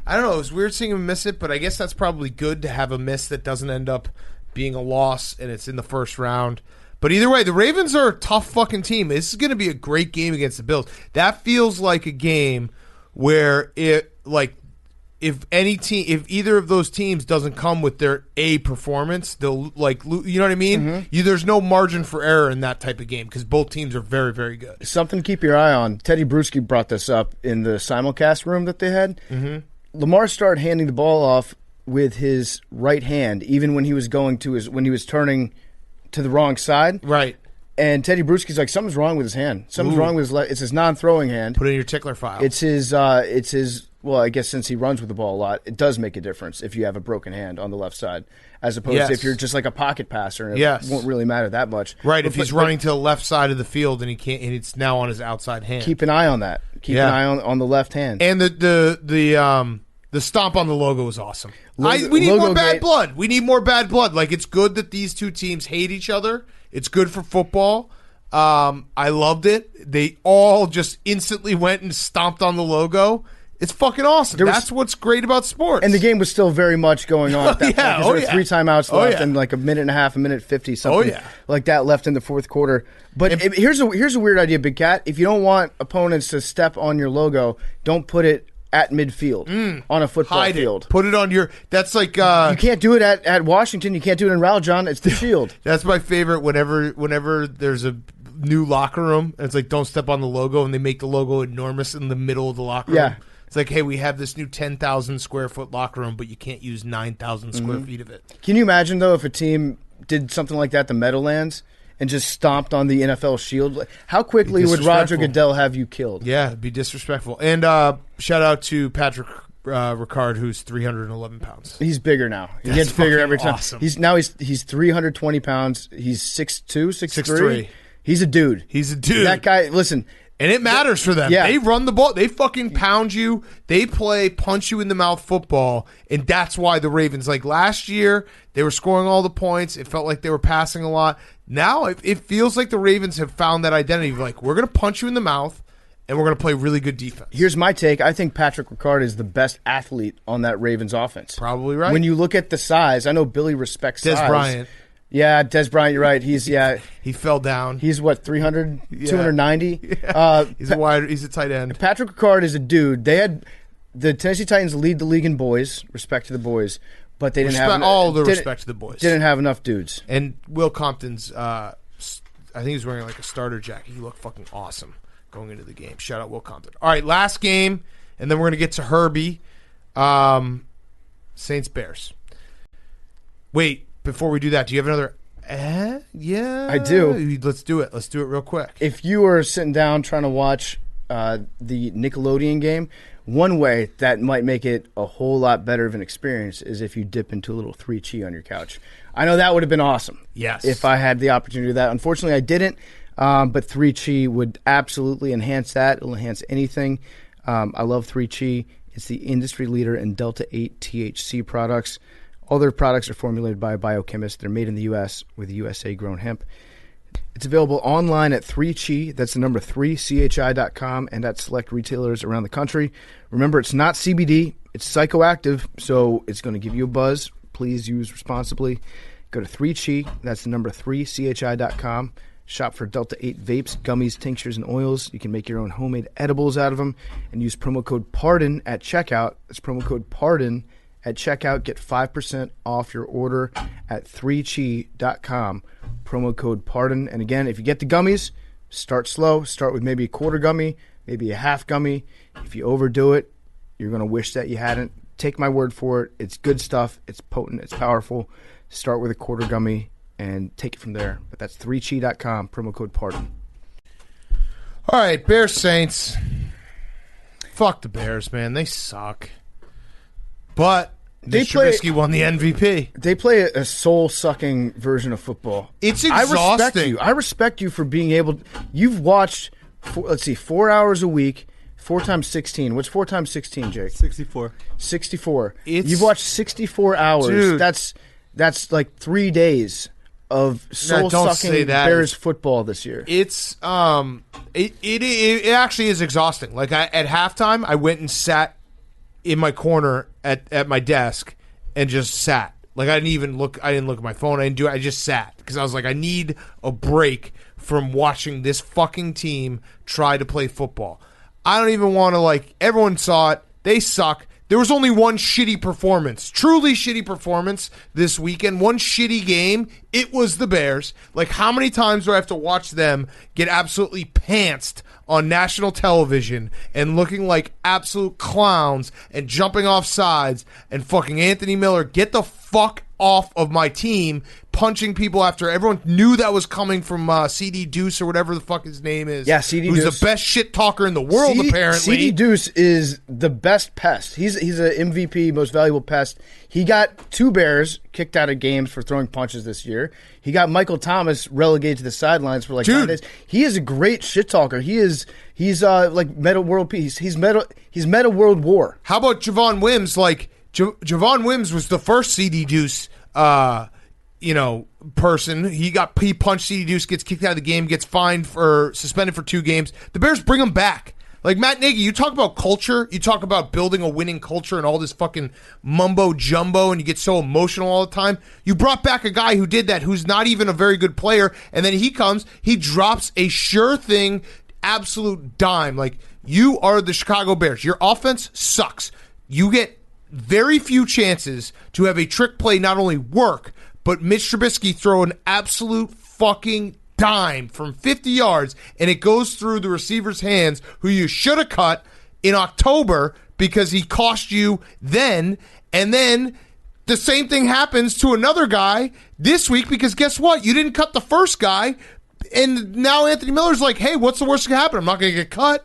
Cut him today. I know the season's over, but either way, the Bears are just soul-sucking. Like, I also love the fact that they went deep, they tried that play, and then they like kind of never went deep again. Like, they're like, that was their shot. The game does change though. If they catch that, totally, if that's a touchdown. Totally. And right the Cole off the bat, Kmet penalty, which was terrible. That was a bad call. Fuck you, Alex Kemp. You call. fucking piece of shit. I fucking hate you. You're the worst. That's the ref crew that I always hate. Jake, I'm actually mad at you, by the way. I told you. Yeah, he did. You did. Jake, tweeted at you. Jake, Yeah, he tweeting at me is not telling me next time Alex Kemp has a fucking crew and he's in a game And that I told is you in important. person, I think. Yeah, Jake, here's what we're going to do, though. It has to be on the podcast? No, you have to put a piece of paper in front of me stating what game Alex Kemp is reffing, and I have to sign it and date it. Okay. I assume That's the only way this is going to work. Get it notarized. All right? You have to treat Big There's Cat no like way he gets Don't, no, the I Super Bowl, can't. so he's There's too much probably done. shit going like on. it's that man. I'm movie a father. Memento. So Big Cat needs to have like a post-it Okay. note. That Yes. You have to write it down on a post-it note every morning and put it You on have to your have computer. a picture of me holding it up, being like, when the first quarter started, and they were like, and now we go to the crew. Alex Kemp. I was like, fuck. This fucking guy just can't get rid of him. But I knew the first time I saw it, I told you. In one form or another. All right, so the Bears suck. Big Cat, I hate him. I hate Matt Nagy. You got to have a post-it that says, "This is Alex Kemp. He is against you. Do not trust his lies." Right, exactly. So I hate him. I hate Matt Nagy. Mitch needs to be set free. Mitch, we've been through it a million times. Are you talking about the MVP? The MVP. Let's get to that in a second. But Mitch, we've been through it. It's not going to work. I don't know. I hope he has a great career. He's a nice guy. It makes no sense that you have a quarterback. Like, remember we had this conversation a month ago where it's like, hey, we're going to keep Matt Nagy. Do you think they can keep Mitch? This is exactly why they can't both coexist, because Matt Nagy doesn't trust Mitch Trubisky. So he puts handcuffs on the guy and then's like, hey, go out and try to win a playoff game with handcuffs on. We'll do a trick play and then we'll never throw deep again. The whole thing's a joke. The defense tried their hardest. They're offsides, they're bad coached. Just a fucking dumpster fire of an organization. This is the opposite of the Washington football team. They're losing this playoff game, and I feel even worse. I feel worse because there feels like there's no end in sight. It's just going to be the same product over and over, because that's what it's always been. It's always been this product. It's always been this exact iteration of the Bears, where they just suck the life out of you when they have the ball on the offensive. Somehow, the entire NFL has changed everything they do to play offensive football except the Chicago Bears. They're the only franchise that hasn't figured out that you can score points in 2020. It's like illegal to them. Cody Parkey scored more points than the Bears today. He did. He did. He scored more points than the Bears today. Like they scored 9 points, but they really scored 3 points because the touchdown at the end was kind of just whatever. And Jimmy Graham makes a great catch. And it's just maddening. It's terrible. It's gross. I hate it. And I can't wait for next season because I'll probably sell myself into them winning the NFC North. I had forgotten about that touchdown at the end until you just remind me right now. Fuck Matt Nagy. Was he allowed to kick an extra point? So the even rule, if he wanted to? No, they changed the rule. He couldn't send out. No. God damn They it. changed the rule. So I wish they had never scored that touchdown If then. an extra point doesn't change, they might actually have to change this rule when gambling becomes legalized everywhere. But if an extra point doesn't change the outcome of a game, It does change the outcome. This is I the would rule, have though. won my bet. I know. I think they might have to change this rule, but that's why. That sucked, man. That the end of that game sucked just because they got me so close, and it was like I was rooting for Mitch on that last drive, just out of the possibility that maybe we could see an MVP type performance out of him and get a touchdown that would cover the spread. And at least your defense is good. Your defense is still good. Are they? Yeah, your defense is fine. Yeah, the Saints, I know. They don't tackle. also, They the third Saints- downs all day. Saints weren't great. No, the Saints are who we thought they are. They like, as crazy as it is, and everything I just said about the Bears, this was a completely winnable game going into the second half. Like the Bears were in a game where they could have won it if they had any type of just base level competency. They don't, so they couldn't. But like the Saints, Drew Brees, you can't stretch the field with him. Their defense is good, but then sometimes it's not good.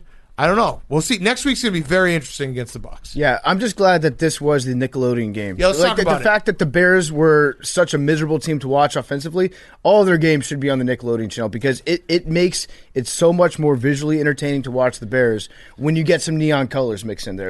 I love the slime. It felt like I was watching football on acid when they had the first down marker and it was like glowing green with slime. The first down line that they had go across the field, it was thicker. It was like twice as thick as it normally is.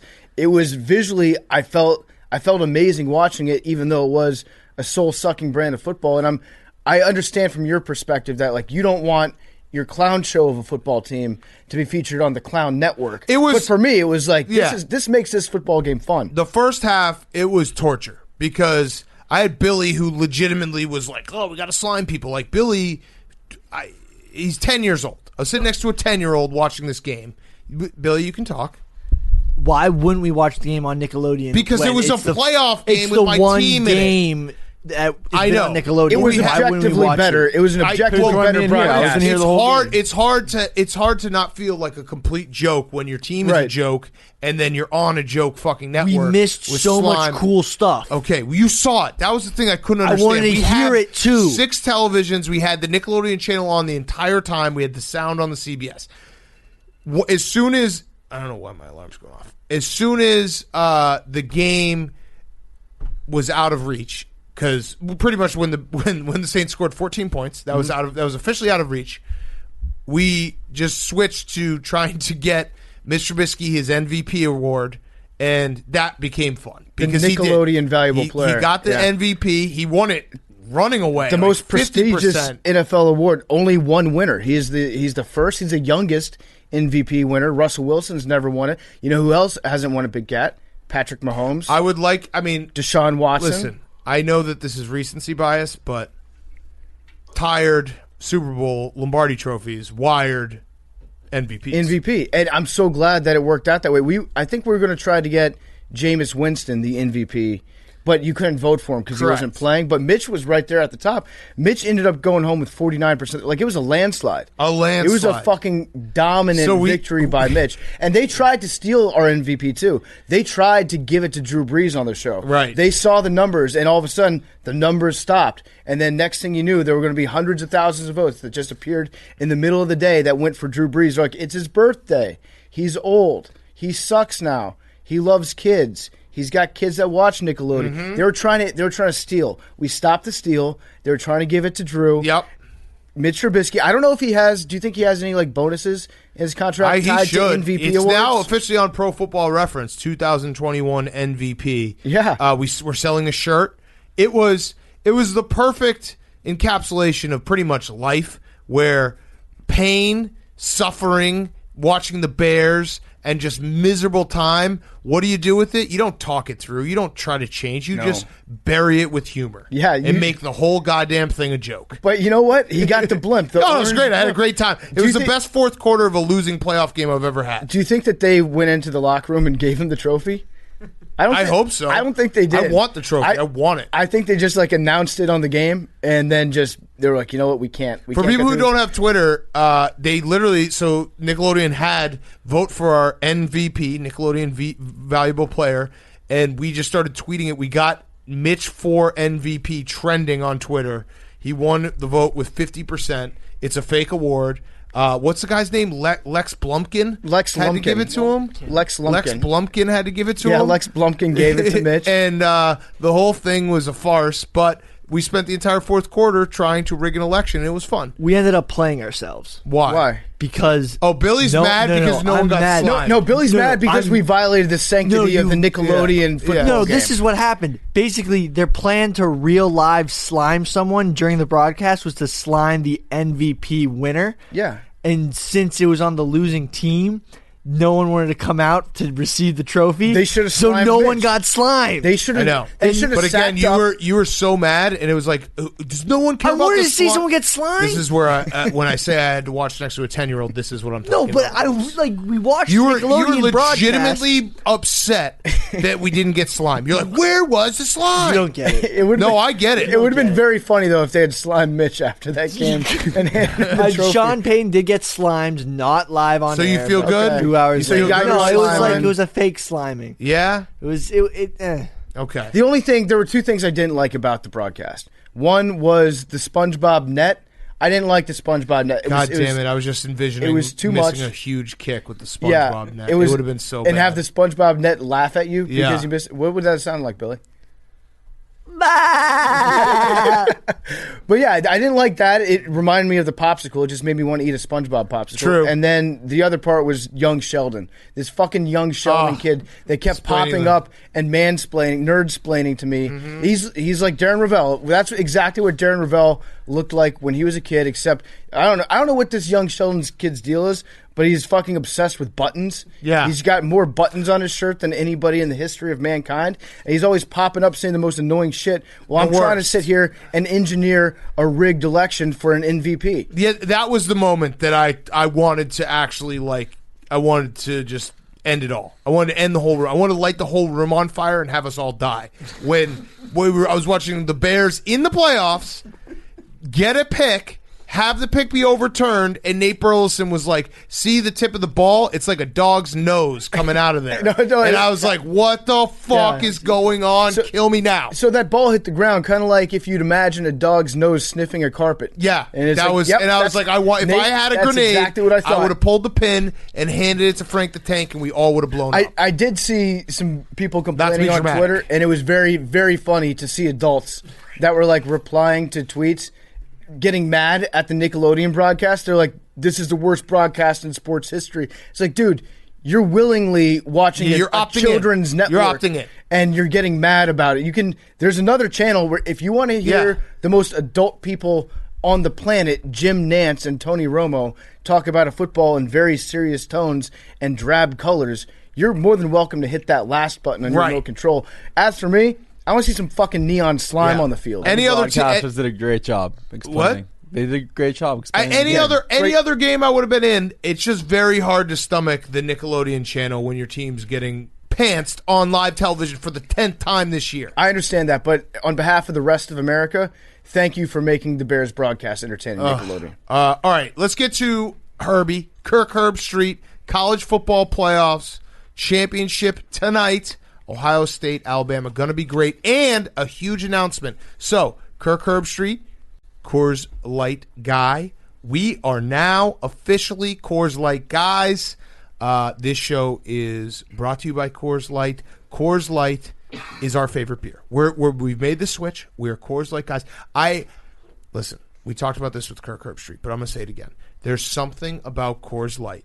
It's a psychological thing. When the mountains turn blue, there's no better feeling in the world. I'm a cold beer guy. I need my beer as cold as possible. Coors Light is the coldest beer. It is. It absolutely is. And Coors Seltzer is the coldest tasting seltzer. Absolutely. That's a fact. Also true. So, Coors Light, we're going to be doing a ton of stuff with Coors Light. We really appreciate it. So, if you guys can help us, Coors Light has our back. We're going to start doing some fun content with them. If you want to tweet me or PFT or the Pardon My Take account, maybe a couple Blue Mountains when you're watching, the college football championship. I might retweet it. Dude, whatever. When the mountains are blue, I will retweet that shit too, because there's something about holding a can of beer that has been like there's a chemical change that happened to the can that tells you that this beer is scientifically crisp. I'm like, fuck yes, I'm all in. And that's why we love Coors Light, because Coors Light is made to chill those chill moments. They're few and far between these days. Everyone's go, go, go. Everyone's the rat race. Everyone's working hard, trying to do their job, whether you're doing it during the week or maybe, you're doing it on the weekend. You're watching football. Can't lose parlay happens. Need a second to refresh yourself. Say, hey, we lost again. Okay, that stinks. Let's have a Coors Light. Let's chill out. That's what it is. It's made to chill. Chill yourself out with Coors Light. Mountains on the bottles and cans even turn blue when your beer is cold. Like we said, that's how chill it is. So Coors Light is the one we choose when we need to unwind. So when you want to hit the reset button, reach for that beer that's made to chill. Coldest beer out there. Swear to God. Get Coors Light in the new look delivered straight to your door with Drizzly or Instacart. Celebrate responsibly. Coors Brewing Company, Golden, Colorado. Also, a special shout out to Coors Light because when we were getting the deal set up in late December and everything was working out, I don't know what day. It was maybe like a Thursday night. It was probably like 10:30. I see Billy walking out, and he's got 3 cases of Coors Light under his arm. I was like, Billy, what are you doing? He's like, well, we need Coors Light now for content. I was like, all right, Billy. It was the greatest, he thought he was the smartest person in the world. It was such a fucking funny moment. God damn it. He did pull a very, very smart move, shockingly smart for Billy to the point that it scared me.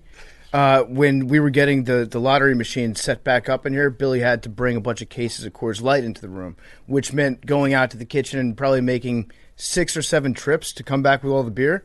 And I saw him filming 2 of the guys that work here, bringing the beer in for him and putting it down because Billy told him I need to get some behind-the-scenes footage of us setting up the ping pong machine. And he was pretending to film them on the camera just so that they would do his work for him. That's Billy chilling because Coors Light's made to chill. Chilly football. That's the way to go, I'm gonna Billy. be honest, I freaking love Coors Light. Yeah, dude, I do too. I love Coors Light. I love the Blue Mountains. Buffalo wings fucking love the tastes Blue better with Coors Light. It's the best Buffalo wing beer there is. The coldest beer in the world. All right. The best beer is a cold beer.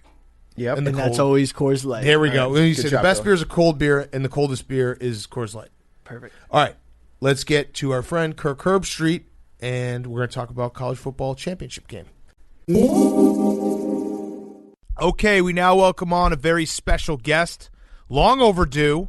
It is the legend, Kirk Herbstreit. You've seen him every Saturday morning, every Saturday night in the fall for, God knows, 2 decades plus. He is part of the fabric of America. This is a good intro. I'm just going to keep going with it. Part of the fabric of America. He will be calling the national title game on Monday night, Alabama versus Ohio State.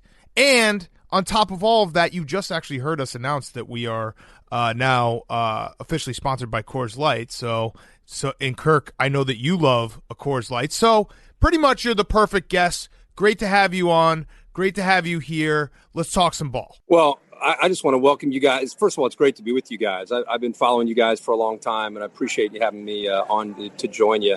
I know that talking with my guy, Sean Farrell at Coors Light, this is a huge deal for Coors Light to have you guys now part of the team. And I've been with Coors Light for a number of years. Unbelievable. Not just a great beer, but a great organization and a great group to be partnered up with. So congrats on that, and I'm glad we're now teammates. We're very excited because little known fact, my favorite thing in the entire world is when the mountains do turn blue. There's amazing. Nothing better in the entire world than when you get an actually I think it's something psychological about seeing totally the cold agree. as well as feeling the cold that makes it the best beer in the world. So I agree with you. All right, let's talk a little ball. Let's talk a little. I actually want to talk a little game day too. I think PFT does as well. Let's start with game day. Let's start with game day. You've been doing the show forever. It's an unbelievable show. It's I think it actually might be the show that the most the highest approval of any show out there. Everyone loves game day. No one doesn't like game day. What is your favorite college campus to go to? And what's the craziest one-off, maybe one that you've been to that you haven't been back to that you'd like to go back to? 25 years is for me. I don't know where you guys were 25 years ago, probably elementary school, but I've been doing this for a long time. When we first started doing this, there'd be you've seen your show grow. There may be a couple hundred people around our set. Corso didn't even put on a mascot head. He would just find somebody around the set had a crazy hat. He'd tell somebody to go grab it. And then things changed in the Michael Vick era. Frank Beamer was the first coach to kind of get what game day was. And he was the first coach to recognize it and really embrace it and challenge the Hokie Nation. When game day comes to Virginia Tech in Blacksburg, we're going to bring as many fans as we can. And we had like 20,000 fans show up one time to a college game day. And that was like late 90s, maybe around 2000. That just changed everything from that point on, because he was the first coach to recognize what it could do. It's basically an infomercial. If you include Sports Center and everything we do on Friday and Saturday, it's like a 48-hour infomercial for the school. Yeah. So he got it. It changed everything. Where I love to go, I mean, I'm from the Big Ten. I grew up, in Ohio. Obviously, if you eliminate Columbus, where's home, I love going to places like Wisconsin. I love going to Penn State in the Big Ten because they're radical. They love college football there. They're passionate. I just love going to places they're passionate about the sport. The SEC, I mean, it's pretty much interchangeable. You go to anywhere down there, Tuscaloosa, Athens, Baton Rouge, they're all kind of – Eugene, Oregon would shock you guys. I mean, maybe now they have more of a reputation. When I first went out to Eugene, Oregon, I couldn't believe it was dark out, 6 a.m, and there'd be 10 or 15,000 people as far as you could see. So those are the obvious places. And some of the fun ones, you guys, are like JMU, there you go. Fargo, North Dakota, places like that when they told me we were going there initially, I was like, what? What are we doing? And then you go there and the entire town shows up. We're in downtown Fargo. I mean, so those are the ones that typically stand out when we go to places like that. Yeah, Harrisonburg is the Paris, France of Western Virginia. That's what they often say about it. It's a great place to visit. Yeah. Is there something in the contract with College Game Day where you have to have Kenny Chesney on a certain amount of times per year? Is it like if we become Luke Bryan now? Yeah. It's like we don't have a guest picker. Yeah. Might as well call Kenny up. He's got nothing to do. Kenny, Eric Church, Luke Bryan. You're right. Yeah. He's been on a ton. No, I just think, we try. I don't even know who comes up with the ideas. I know we have an entire department. They try to get creative and trying to come up with different people. It's challenging, man. I mean, we're even offering them a free plane ride to come fly over. And this is back in the days when when the show was traveling. Now we just Zoom people in. Bill Murray's been on a bunch. Will Ferrell's been on a bunch. It seems that we definitely have our fair share of country music stars, for sure. Is there one campus that you've been on where either you or somebody else on College Game Day has had either a bad take or an aggressive take about that school, and you get there and you're actually like a little bit fearful because the fans are like screaming at you a little bit louder than normal, like they might start throwing stuff at you? Have you ever had to put up the the chicken wire that they use in Blues Brothers? Yeah. We have chicken wire. It's like an invisible net that we have around the entire thing because people used to throw things, mainly at Corso, but I would get friendly fire as well. The only time I've experienced that is Michigan fans early in my career. I'm pretty much the way I'm talking to you guys right now is kind of how I talk on the air. And Michigan fans, I've treated Michigan like any other team, but just being an Ohio State guy, it was like back in I want to say 97. We were up in Ann Arbor. Ohio State was undefeated. Michigan was undefeated. That was the year Michigan went on to win the national title with Woodson. And they threw like snow ice balls, hit me, in the chest, hit me in the back of the head. It was before we had the net up. I think that was what led to that. And somebody threw a full beer can one time and drilled, went right between Corso and I's head and blew up. It came with some force. It blew up on the set. When it landed. And I think after that, our bosses said, like you said, there's some strong opinions. People in college football, I think more so than the NFL. Yeah. They take stuff. You know what I mean? They take it really personally. And so, you feel that from time to time when we go out on the road. Again, we haven't been on the road in over a year now. That's what makes college football, though. I love to debate with people when we get to playoff time on Twitter. And people will sometimes be like, oh, man, why are you spending your time, an entire afternoon on a Wednesday debating with random people? That's what I like. I like doing it because everyone is super passionate. There are debates, unfortunately, that we can't always decide on the field, but that's what makes college football college football. Totally agree. It's subjective, right? I mean, even the playoff, we have a committee. No one really understands what's going on behind the curtain.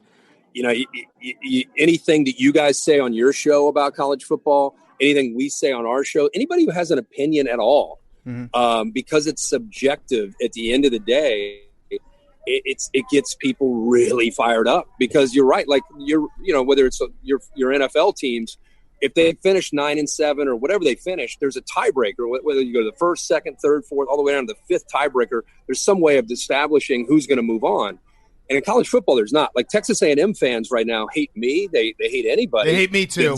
They hate me too. They hate you. Mm-hmm. Yeah. Anybody who thought A&M shouldn't be in the top four, you're dead to them. And so next time we go down there, you'll feel that wrath. So you're right. That's what because I don't know. I don't feel that in the NFL as passionate as we all are in this country about football and the NFL, NBA, MLB. I mean, I guess it's the closest thing to European soccer, college football, just because of the way fans, they get sideways with you in a hurry if you disagree with their team or their player. It also, I think, goes to the history of the game and the history of programs, and that's where you get like the crazy college football is when the expectations don't meet, reality. Whereas NFL, it's kind of, you can be good for a few years, you can be bad for a few years. It's not like, well, we need to restore ourselves to this tradition. Like, whereas college football, you have fan bases, Michigan, Nebraska, Texas, USC, who are saying like, we need to get back to what we were. It's like, well, maybe, I don't know if that's true. Like, I don't know if you can. You're totally right. And I don't know how you guys feel about this. I know you guys follow football and you're into it. How do you feel right now about college football, the way it's trending? That like the postseason, I think, is a frustration for a lot of fans because you got Clemson, Alabama, Ohio State every year. And then it's like, who's the fourth team going to be? I don't know how healthy that is for the sport. I don't know if there's ever been more of an emphasis on the high school player that's going to college on just where am I going to go for 3 years and bounce to the NFL. It's just all about the NFL. And I just feel that these high school going into college, these kids are missing out on an opportunity to really make a difference in the college game. Because if you have a great college career, that can set you up. Even if you don't become a brilliant NFL player, make millions of dollars, you can still have a great life. And I think these kids right now, they've never been more focused on the NFL. And it's like they don't even really plant their roots at their college stop. I don't know. I think it's a little bit of a slippery slope right now for the game of college football. There's definitely a problem, I think, at least from my perspective, with like a pipeline. So if you're an elite kid that's coming up, by the time you're in 8th grade and you're one of the best athletes, there's a pipeline that's already in place of, okay, here's the summer camps you need to go to, here are the guys you need to be working with, and we're going to feed you to like one of 4 schools. And then those 4 schools are going to continue to be great.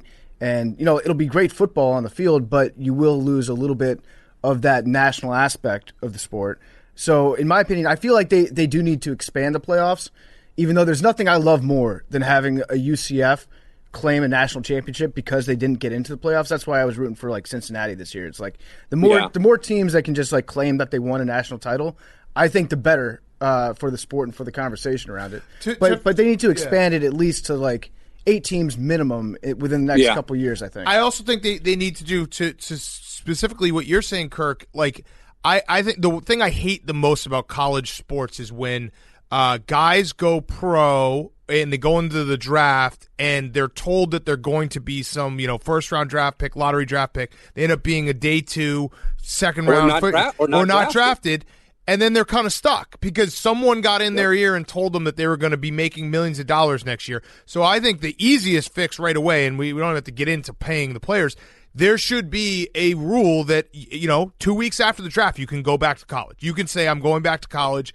This didn't work out the way I thought it was going to be. I went in the 7th round. I thought I was going to be a 3rd rounder. I hired an agent. I made a mistake. Let me go back and play some more college ball. I really do think that they should give that mulligan. I love that. I love that. I think that I think college basketball, you guys have to tell me if that's still a case. I mean, if they don't contact an agent and they go into the NBA draft and it doesn't work out, can you still come back? It used to be that way. Yeah, there's a new rule that you can basically test the waters and do tryouts and stuff, and then and so they made it a little bit, but it's the same thing in college basketball where they need to make it so that a guy, you see it every single year, where a guy thinks he's a lottery pick and he ends up being a 2nd rounder, and then everything kind of changes from there, where he was told someone got in his ear for selfish reasons, and they're just, a lot. I know they're not kids because they're 21 years old, but like when I was 21, I was a fucking idiot. So I can say they're just kids. Well, I think you're definitely onto it.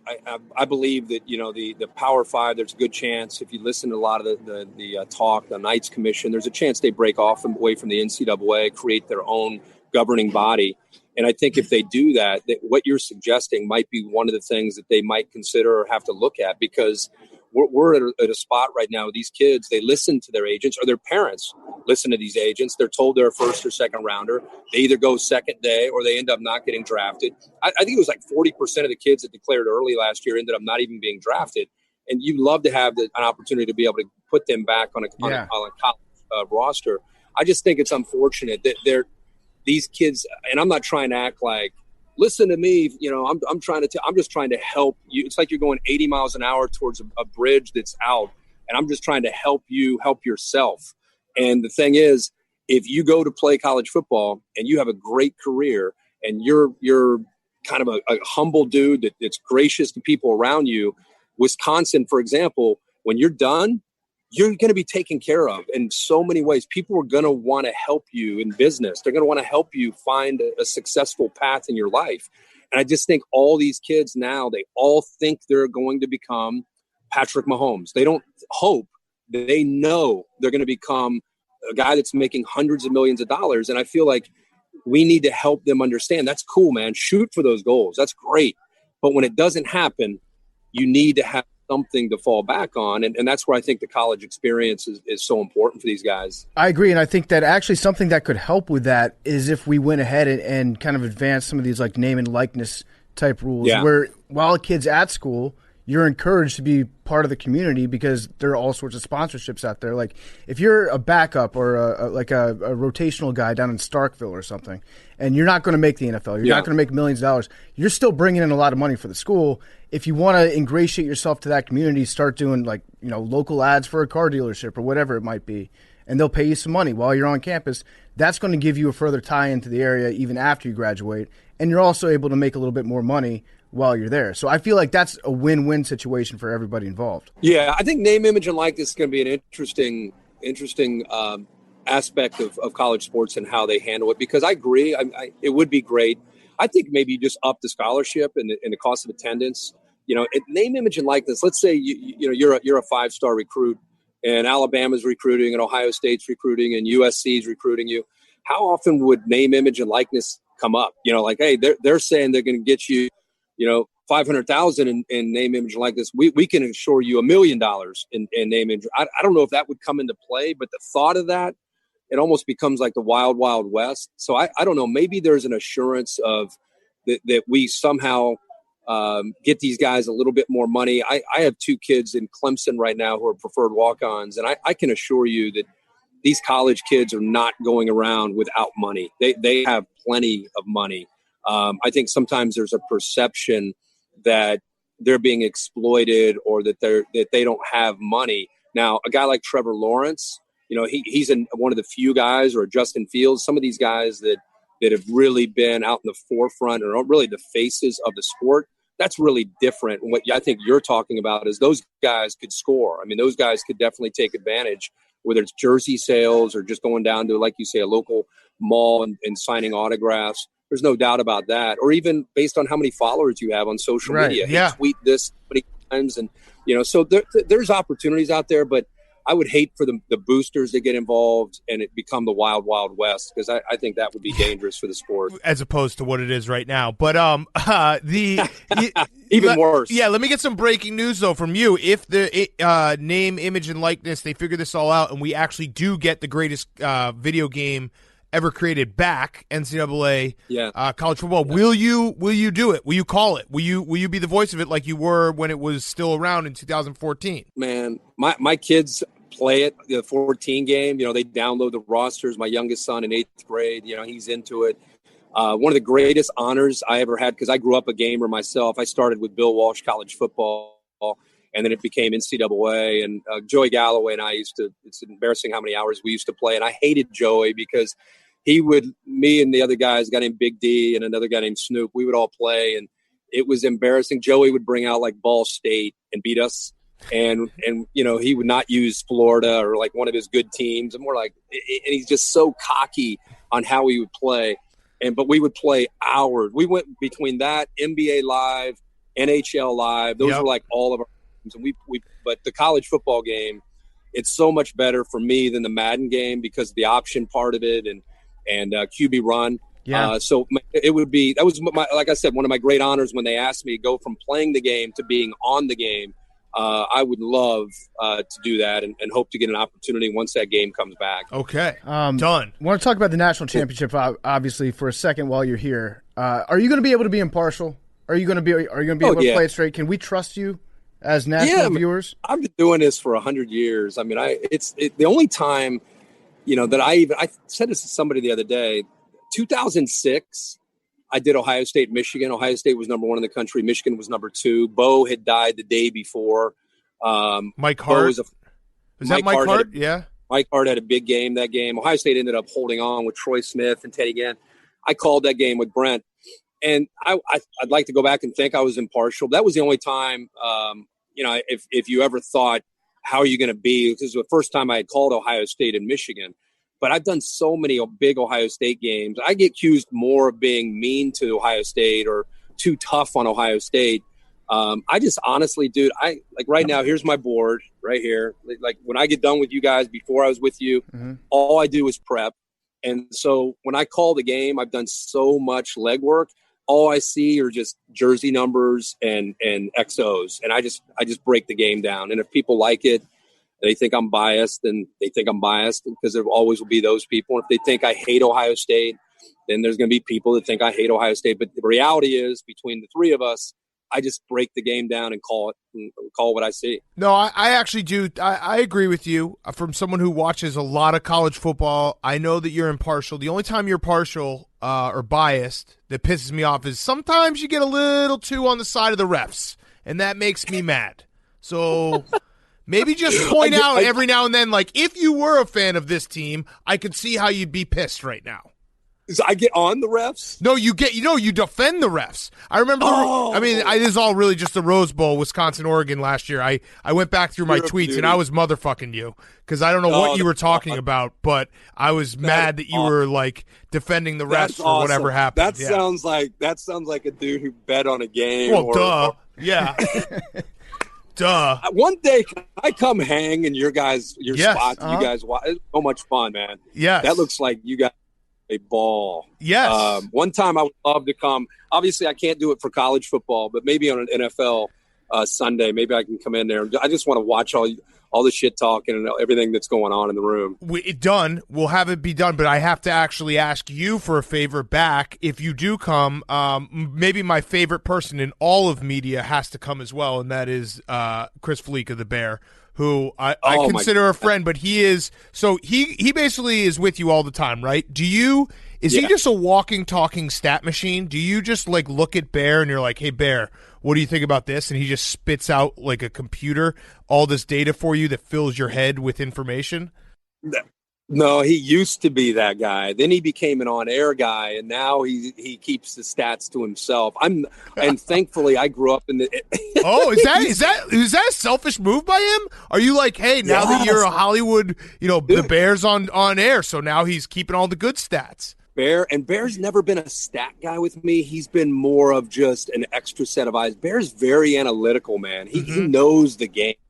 And that's what I value. I've always valued about him. When I went into the booth to call games, the first thing I requested is, can Bear come with me to the truck and be in my ear, not because of stats, but because he just knows the game. And so he'll give me a thought during a game of something, because you can only talk about so much when you're doing a game.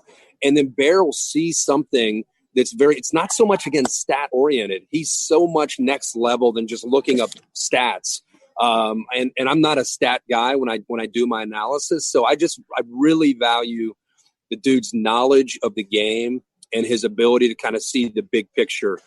He's legendary, but he can give you all the stats you want. He can do, especially the betting trends. Yeah. He's Rain Man, when it comes to stuff like that. And so, yeah, if I come into the room there to watch games, Bear would definitely come with me with all his betting intel to be able to help you guys out. We would love that. Absolutely. He's just such a funny dude, and you said, he knows the game. I've also heard through other mutual friends that he can fall asleep anywhere, anytime, like right in your face. He'll just fall asleep. Like you'll just be sitting there, and he'll just fall asleep in your face. Hey, I should send you some pictures. It's always betting forms, the horse betting forms, and it's just on his belly. And he just puts his head back, and it's just there's nothing better than seeing the bear with his horse betting forms on his stomach with his head back, snoring. Awesome. It's a price to see. And on a Saturday, by the way, when we're supposed to be back, like you guys, we have a room in the back of our bus. It's got like 5 TVs, and we're watching college football. On the bottom left screen is freaking horse racing, Saratoga or wherever we're betting. And there's my man in the front left with his betting forms. At some point during the day for a couple hours. I love it. So he's got to come to the gambling cave because he is a true gambler's gambler. And we've got 6 TVs, so we'll put horse racing on one of them. We'll put 2 on. Yeah. Okay. Whatever it takes to get him there. Where do you guys do that? Is that New York? Yeah. We were going to Philly a bunch because we have the Sportsbook app and then the COVID regulation, so we've been doing it more in New York. But we're going to be traveling all around. We're going to be opening up the Sportsbook in Illinois and Michigan, hopefully Ohio at some point, Tennessee. So that's awesome. We'll figure out a way to get this the gang together. Hey, by the way, congratulations on that fund you guys have done and created. I put some money in initially when it first got started. Are you up over like 20 million now? It's about 20 million now, yeah. It's crazy. And I think that I know you guys like to have a lot of fun and bust balls and all that, but I think it's incredible to show that giving spirit and help so many different people out. And I know I talked with Coors Light, and they want to give $100,000 to that fund as well. That's amazing. Wow. So, all right, well, shout out Coors Light. You guys are making a big difference. So I know a lot of people are appreciative of what you're doing. Yeah, I mean, people need help right now. So that's why we did the deal with Coors Light, because they're the best. They are the absolute best. Saving Other Rivers, beer too. companies would never do something like that. Coors Light Rivers. did. I need to thank you, Kirk, because you are the last bastion of integrity in modern media. With you not ever picking the Saturday night game where they go out of their way to be like, and Kirk will not pick this game because he's calling it. That makes me feel good as an American every week. I'm like, this guy gets it. This guy has integrity. He'll never pick the game, but I do have like a small piece of advice because I know you do make picks on that game. You just don't tell people. You should go on OnlyFans. Yeah. You should sell that last pick on OnlyFans, and everybody would buy it because that's the one thing that I've wanted like my entire life watching College Game Day is like, I need to know who he's picking for that late game. You've created such a demand by never saying it. That's cool. Dude, you could sell that pick for a lot of money every week. Well, here's the thing, man. The reason, honestly, I don't make the pick is this morning, for example, I was on the phone with Alabama's defensive coordinator, Pete Golding, and he talks to me, and all these guys I'm very fortunate. They talk to me in a very different way than they talk when they're doing a press conference. And then later today, I'm going to talk to Sark. And then I'm going to go talk, to Nick Saban. And these guys all give me some serious intel. Coach Saban.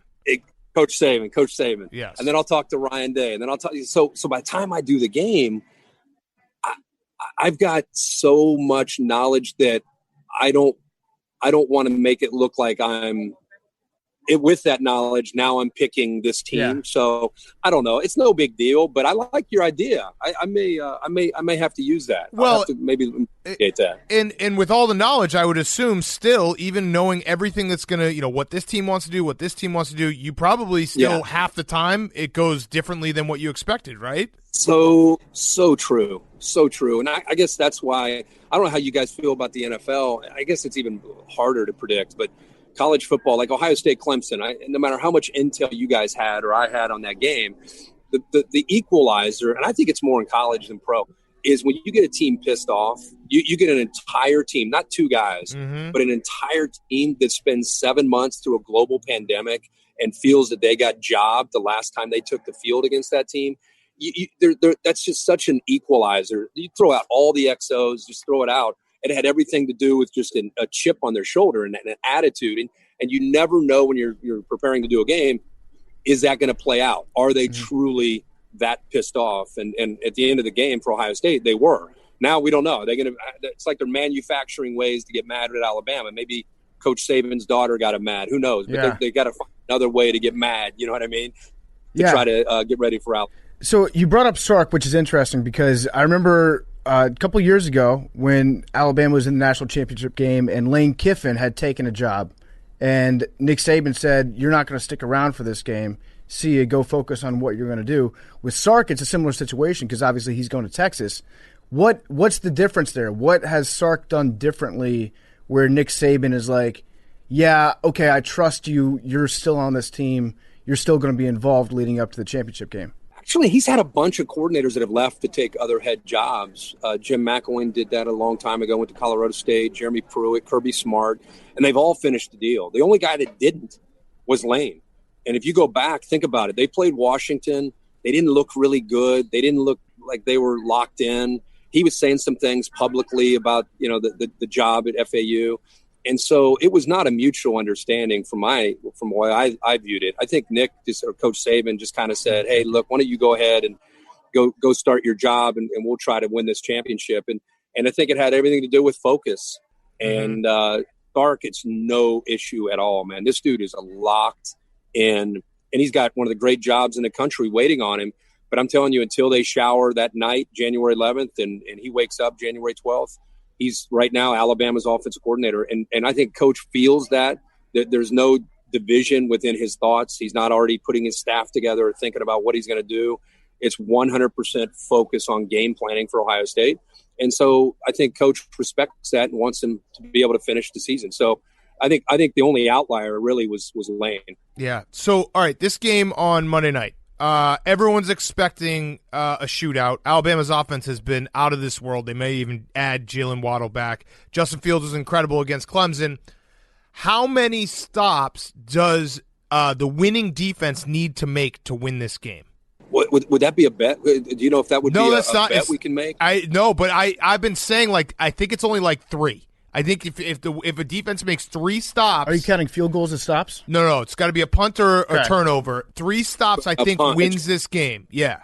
Wow, that would play to what Ohio State would want, right? If it goes that way, because this game on paper, as we prepare for it, you're dead on. I mean, have you watched? We thought LSU's offense was one of the best offenses we've ever seen, and then this kid Mac Jones, Tua, Jalen Hurts, all these, they were already talking about the next quarterback. They weren't even thinking of Mac Jones, and here he is doing what he's doing. And you're right, if Waddle comes back, people forget Waddle. Devontae Smith was a second option when Jalen was healthy, and we see what he's done. So Ohio State's got to hope for turnovers. We don't know, this COVID story that you guys heard about probably on Monday or Tuesday. We don't know what players are impacted by that, if they will have some guys out, because their defensive line, that's the rumors, their defensive line may have some people out with COVID. If that's an issue, that's the strength of their defense. Yeah. That's the one area that they dominated Clemson, was the defensive line. And who's out? So I think 3 stops, I would say 3 or 4 stops would be a game that would be in the high 30s, low 40s for both. I think if that happens, that would be a good thing for Ohio State, because I think that would mean they're scoring with Bama, which I think if Ohio State wins, that's what they're going to have to do. They're going to have to try to score with Bama. Nobody has stopped this team, but people have scored on them. I mean, Ole Miss, you talked about Lane Kiffin, Ole Miss scored on them. Florida scored on them in the SEC championship. So that's the game that Ohio State's going to have to play. Then we got Justin Fields. Before he got hit by Skowski, he was a factor running the ball. After that hit, I mean, you guys saw he would scramble and just kind of duck down and just basically give up. How much further along is the hip pointer, and is it going to be a factor in this game? Because if he's hurt or if that injury's nagging and he can't run, that's a big problem for Ryan Day. They need him running and being that same athletic guy that he was most of the year. So is it more about the hip or the ribs? Because it looked like there were some rib issues as well. Totally agree. I mean, when you looked at the video, that helmet came down right at the ribs, right? Yeah. I don't have any idea, but they're calling it a hip pointer. So it's down lower, and he'll have some padding, and he's going to wear something that he's not real excited about in the game, because he doesn't like to have to do that. But your pain tolerance, and I don't know if he can. I don't want to get involved in speculating if he's going to get an injection or not. I don't know if he can. If he can, I would recommend doing it if it's just about dealing with pain, especially in a hip pointer area. Because like I said, if he's a 6 out of 10 when it comes to running and being a threat, then it's all on Trey Sermon to run, and it's all on the passing game. And against Bama, you go back over the years, whether it's been Johnny Manziel or Ole Miss had some guys, that gave them trouble. It's always a running quarterback that gives Alabama Nick Saban fits. Yep. It's a tempo offense, and it's a quarterback who's a dual guy that can create and do some things with his legs. And that's Justin Fields, and that's Ryan Day. But if you take away that aspect of the offense, and again, I don't know if it will be taken away, but if he can't be effective running, then Ohio State, I think, would have a hard time staying up with Alabama's offense. Have you had the moment where you've just taken a step back and been like, I can't, like, it's crazy how different this sport is than it was even 10 years ago. Like, you called the 21-0 Alabama LSU national title, and now we're sitting here being like, this game's going to be in the 70s. Easy. You know what I mean? Like, have you had that moment where you're like, this is a totally different game? Yeah. I think especially when you grow up in the Big Ten, Wisconsin, Ohio State, it's 17-13 kind of games. That's what we grew up with. And now it's about scoring. It's about quarterbacks that can run and can throw. It's freshman quarterbacks coming in ready to play. It's about receivers that get downfield and can win one-on-one. It's just the game's just changed, and who knows? It's cyclical. Maybe it'll change, again and come around, but I don't see it. I mean, we've been really in this cycle for about 7 years now where it's like which quarterback's going to have the ball last is going to win. But you're right. You do need to kind of step back and realize even in the Peyton Manning era, it wasn't like this. It's just it's the up tempo, the Rich Rod, Chip Kelly, Randy Walker at Northwestern, Joe Tiller at Purdue. They all helped kind of change the game. Those offenses used to be offenses that were like, they'll never work in the Big Ten. They'll never work in the SEC.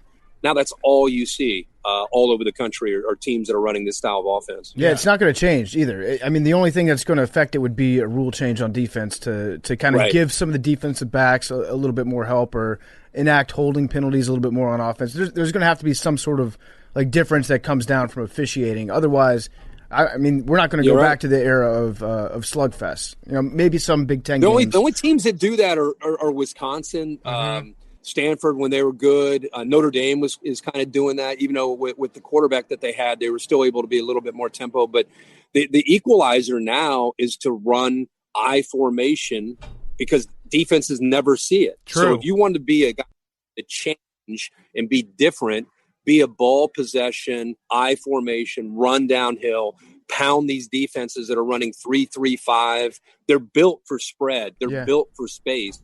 So like Wisconsin, when they're good, they're beating people up at the line of scrimmage, and these defensive linemen and linebackers, they're just not used to playing it. So it's still there. It's just obviously not there like it used to be. I mean, Wisconsin ran in the Mayo Bowl with 3 fullbacks on the field at the same time. I love that Mayo personally. Like watching Wisconsin play against like Stanford and the entire field is just fullbacks. To me, that's football porn. Explain to me. No, it's the best. What's Big Ten weather in your mind? Overcast. Yep. Natural surface. 52 degrees. Ooh, that's a little balmy. That's a little warm there, Kirk. Oh, you want to get into the high 30s? No, I'm saying like 45. 45. Maybe it rained in the morning. Now it's but I don't want any sun though. It has to be overcast. Correct. Has to be overcast. Yeah, that's Big Ten weather. And natural surface, grass. We want grass. Yep.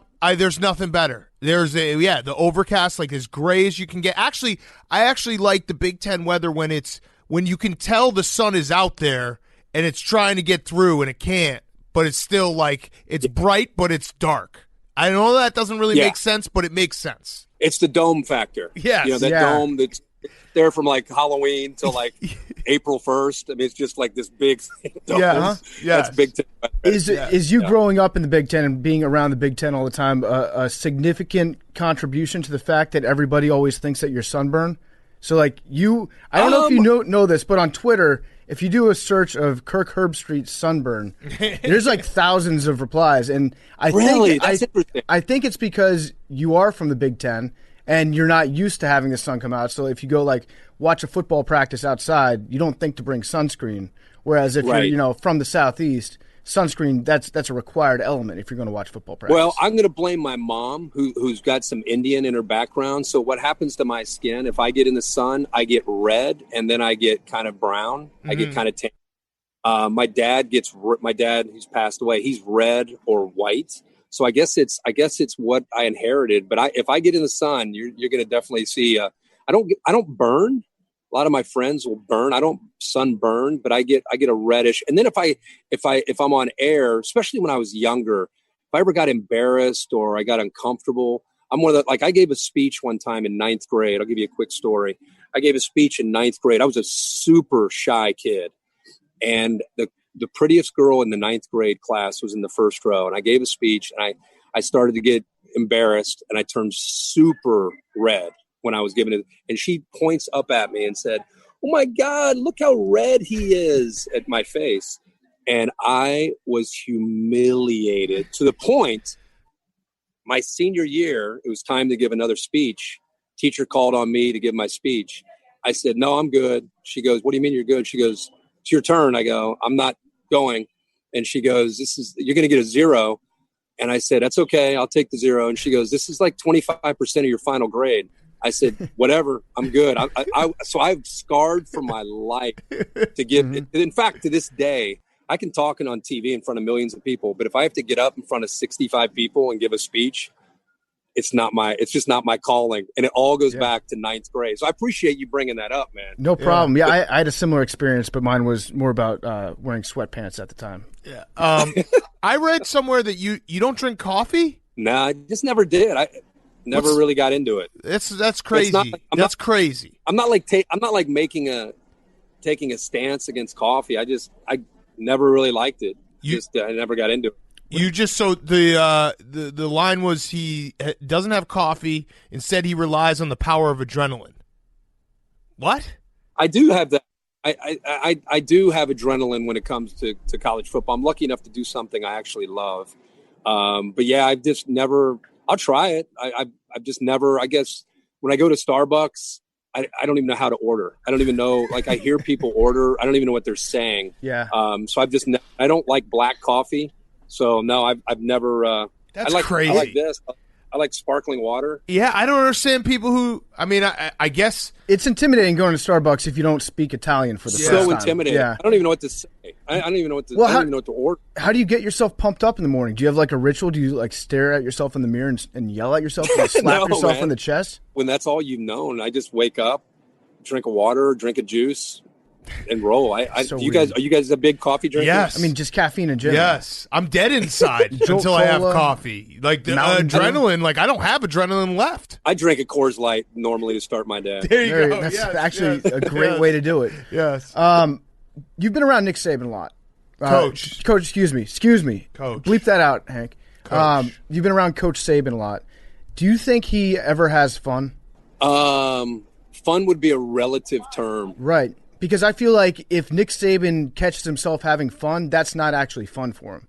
He's like, I've let my guard down. No. Like, fun for him, because I know, like, it's like Bill Belichick. Like, they both like to have fun, but they just don't like to have fun when they're coaching or when they're at a press conference. And what are the only two ways we typically see Bill Belichick and Nick Saban? They're coaching or they're at a press conference. Those are not their two places to have fun. I've been with Bill Belichick when he's having fun. Mm-hmm. He's a great guy. And I've been with Nick Saban now Nick Saban, fun to him is fishing or golfing, something like that. He can have fun, but he definitely, both those guys give off a vibe that they're anti-fun, but they would surprise you. I can promise you. Yeah, I feel like when Nick Saban's having fun, he's just, kind of neutral, and he doesn't like that. I feel like for him, fun is actually being, passionate, which translates to him being upset about something or trying to fix something or trying to no. Here's what it is. For him is if he knows that he's currently making something better, if he's improving something, that's fun, even if he's mad while he's doing it. Yeah. How about when he holds the trophy after he wins the title? It lasts for about 12 seconds. Yeah. And then he hands it to the players, and then he's he's off. Look, it feels like he's off to go study film. He's like, I got to go recruit. This this trophy presentation's a waste of my time. He's like, that was a good 10. He did that 10 seconds. in the semifinal. He got the trophy and he just turned and was like, "Here, you take it." Like other things to do. Yeah. I don't have any time for this. Yeah, totally. All right, Kirk. Last question from me. Thank you very much for joining us. It's been, like I said, long overdue. Now you have to come on whenever we ask, just so you know. Yeah, anytime. Man. Yeah, you have to. But if you had to pick a game Monday night, if you had to pick a team Monday night, who would you pick?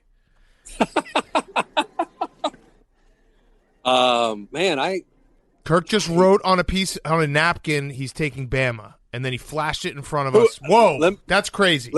Let me ask you, you guys, is everybody taking Alabama? No, I'm taking Ohio State. I'm taking Ohio State plus 9. You taking Ohio? Oh, plus 9. You're not taking them straight up? I might take them straight up as well. There's something about like Trey Sermon, what he's done. I mean, it really does. I know it's silly to just say he's Ezekiel Elliott 2.0, but what he has done the last two games is the Ezekiel Elliott, like that Ohio State championship run.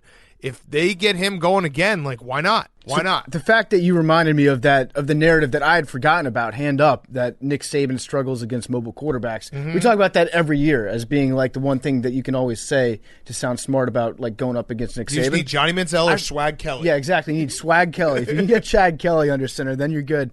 But you reminded me of that, so now I'm thinking that I might take Ohio State too. But I'm going one day at a time. I've got NFL playoffs to worry about tomorrow night. So give me your NFL. What's the biggest surprise in the NFL Saturday, Sunday? Ooh. The Washington football team and the Chicago Bears are going to make it respectable and both be within 13 points. Browns. The Browns. Yeah, the Browns could win. I think they're the team that everyone's written off this weekend. The Bears and the Washington football team we're here to hang out. Are the Browns today? Their head coach is out. Is there anybody else out for them with COVID issues? Yeah, I think they've got another coach out, but I think that the Browns are going to win too. I really do. I think that like the Steelers have proven to be kind of a fraud team the second half of the season. Even when they're good, they're only good digging themselves out a hole that they created for themselves. So I feel like the Browns, this could be the year for them. And if I were them, I would 100% cheat. Who are the two teams in the Super Bowl?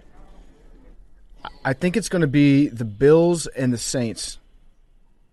Bills and Saints, or Bills and Packers, yeah. I'll go Chiefs. Bills, so the Bills are... Yeah. They're legit. Chiefs, Bucs. The Bills are a fun team to watch. But don't they have to go to Kansas City? Not that crowds are a huge thing, but correct. You got Kansas.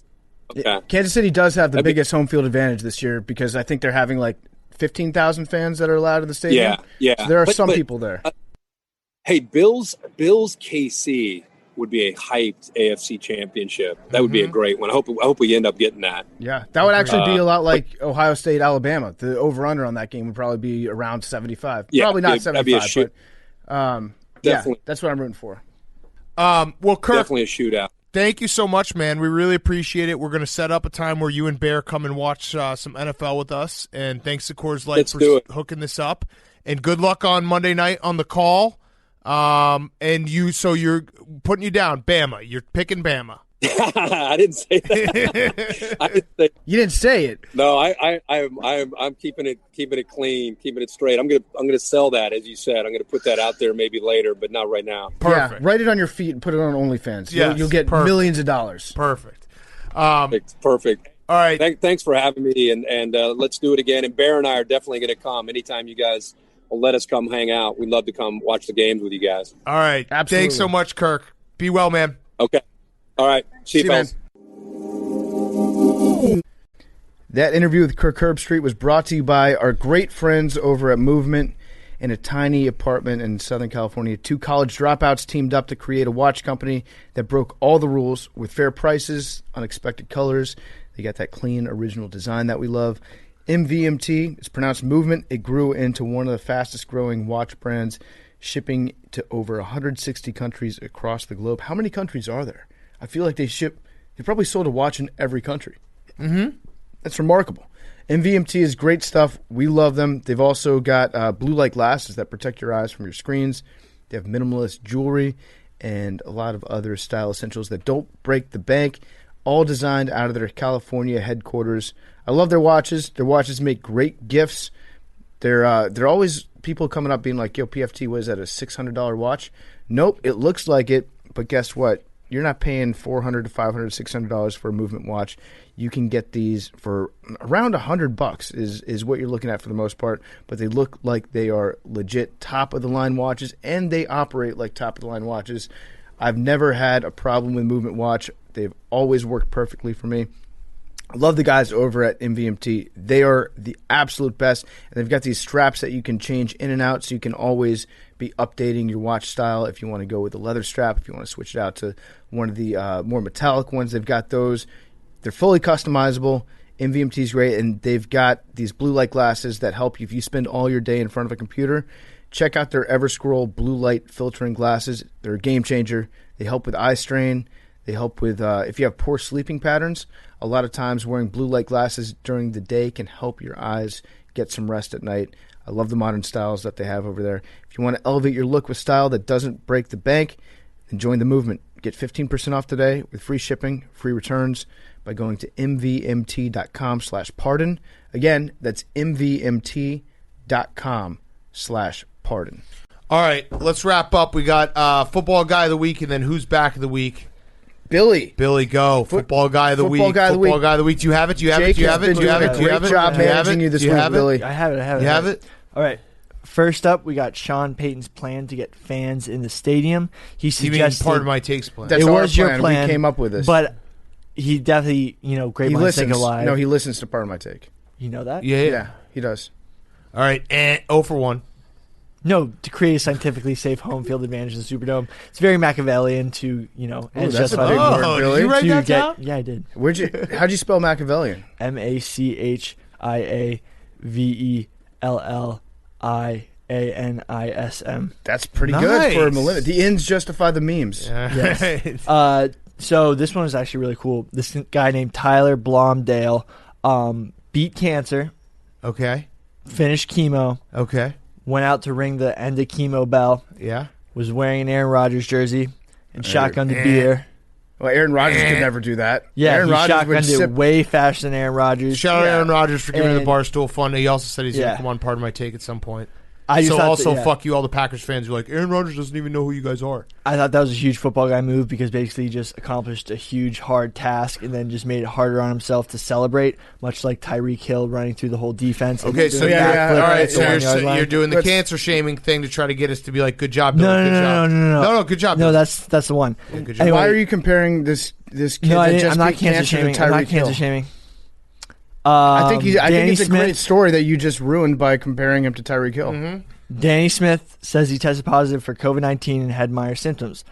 Of his time on the COVID-19 list, he said, I don't have many hobbies, and not to have football just about killed me, not the virus. Yeah. Huge football guy. Big football quote. guy, yeah. Danny Smith. Basically- He is. Cuomo would have counted that as 10 deaths, though, in New York State. Yeah. He would have written a book about it. Yeah, Danny Smith is the biggest Got gum an guy in the world. I think Okay. Last of the that's four. his hobby is just chewing gum. He's like, I like sitting, watching film, and then just honking down on a big piece of Bubblicious. All right, you're 1.5 for 3 right now, but also one of those is you shamed us with cancer. Go ahead. Ohio State tight end Luke Farrell on playing in big games. You can't be afraid to die out there.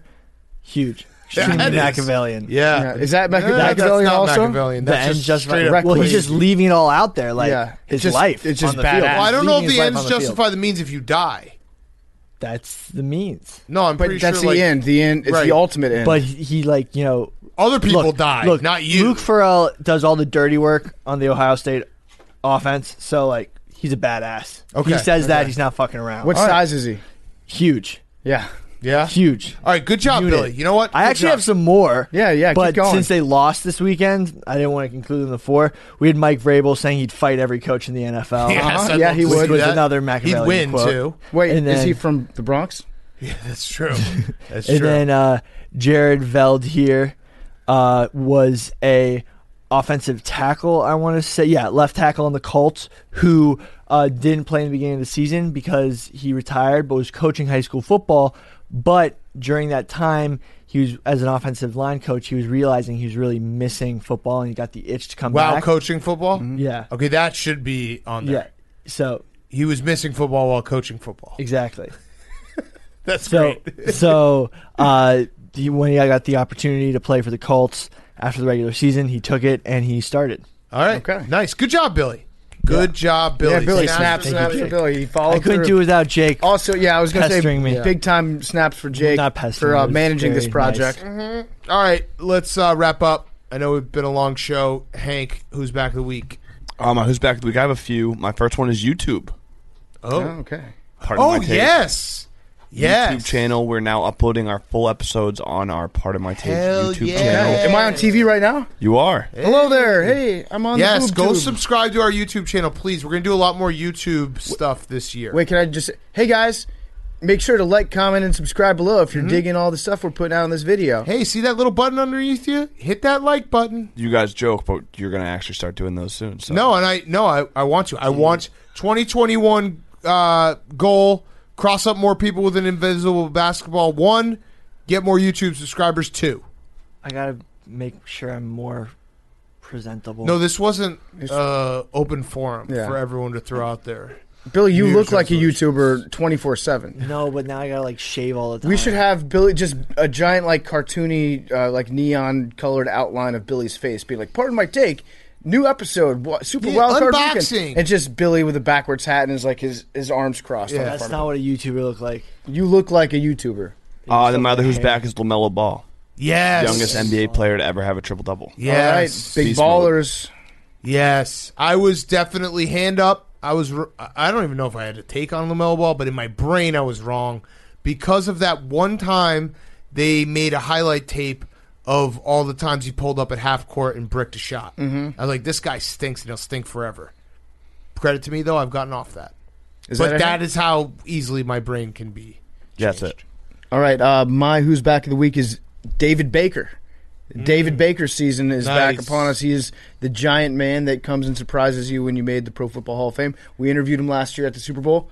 He's even bigger in person than he is on the TV screen. So last year we got to see him. He surprised who? Jimmy Johnson? Somebody else? Cower. And made him cry on national television. That was great. He's lurking right now because they've whittled the Hall of Fame down to kind of the last finalists. He's out there lurking, but it's not going to hit the same way this year because I don't think he can show up in person. I think it's going to be like a David Baker Zoom surprise is not going to be the same. Agreed. You need to have him standing next to something to let you know just how massive a human being he is when he pops up on the Zoom. I don't know what that thing Silver can be. dollar. Have him be holding like a chihuahua on a leash when he comes on the screen. Because it's not going to be the same if you don't get that. If you don't understand just what a unit this guy is. Yep. But I'm still looking forward to him coming back. Who do you think? Who could he show up and surprise this year? Howie Long's already in the Hall Tom of Fame. Flores. Tom Flores. Coors Light. Coors Light guy. Yeah. Yeah. All right, my who's back. We didn't have a show Friday because we don't have shows on Friday. Well, we have shows on Friday. We don't tape on Friday. What are you doing, Billy?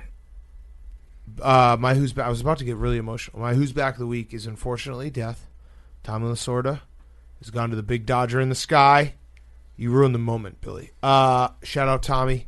We had some fun. We've had him on the show. We've had some laughs. Hell of a life he lived. 95 or 96, who knows? He doesn't know his own age, or he didn't. But yes, we will be making a visit back to death to try to talk to Tommy. One last interview with Tommy Lasorda. He's up there and kicking the shit out of somebody. Yep. That's all I know. Fighting everyone. Heaven for Tommy Lasorda is he gets up. He's probably still throwing heat. Yeah. He's probably talking shit to somebody behind home plate. The person says something to him. He punches them in their lip, and then he goes home and enjoys a nice big bowl of pasta with no sauce on it, no gravy on it. Yep. Remember that when Tommy Lasorda made fun of us for putting sauce on our pasta? He's like a real Italian guy. Just eats his pasta plain and he's happy with it.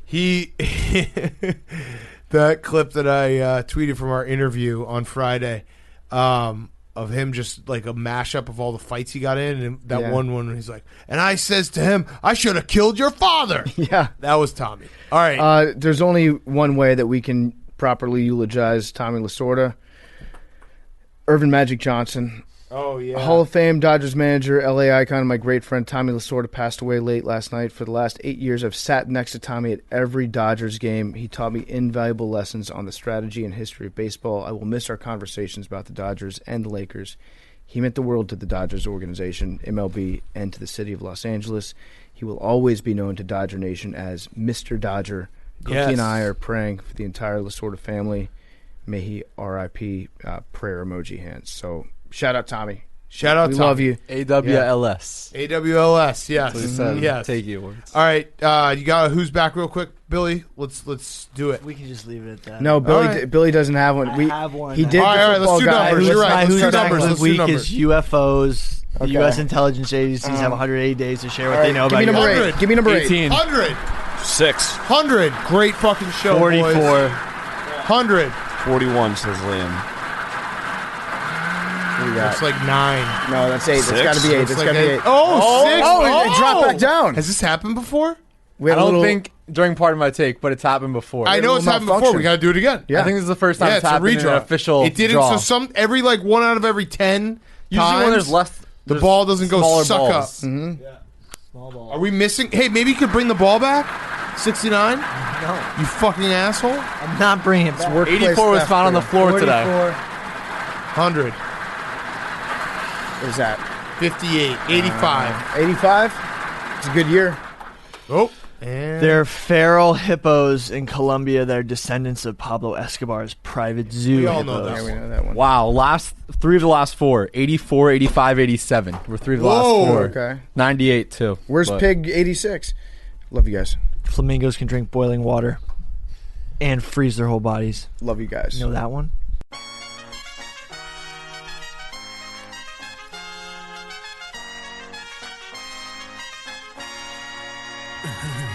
Talking away. I don't know what to say. I'll say it anyway. Today is another day to find you. Needless to say, I won't say it, but I'll be stolen away. Stolen, but life is okay.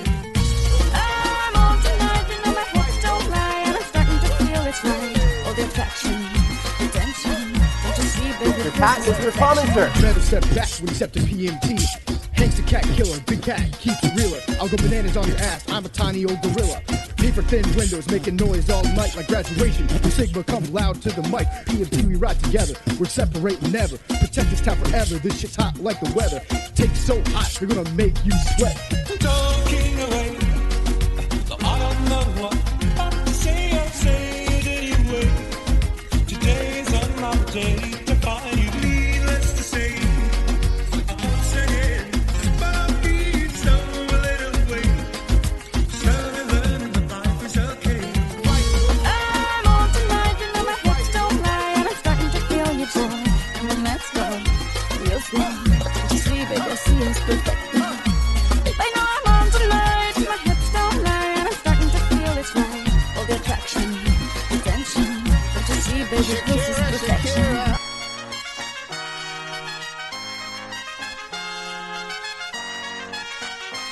It's Pardon My Take, presented by Barstool Sports.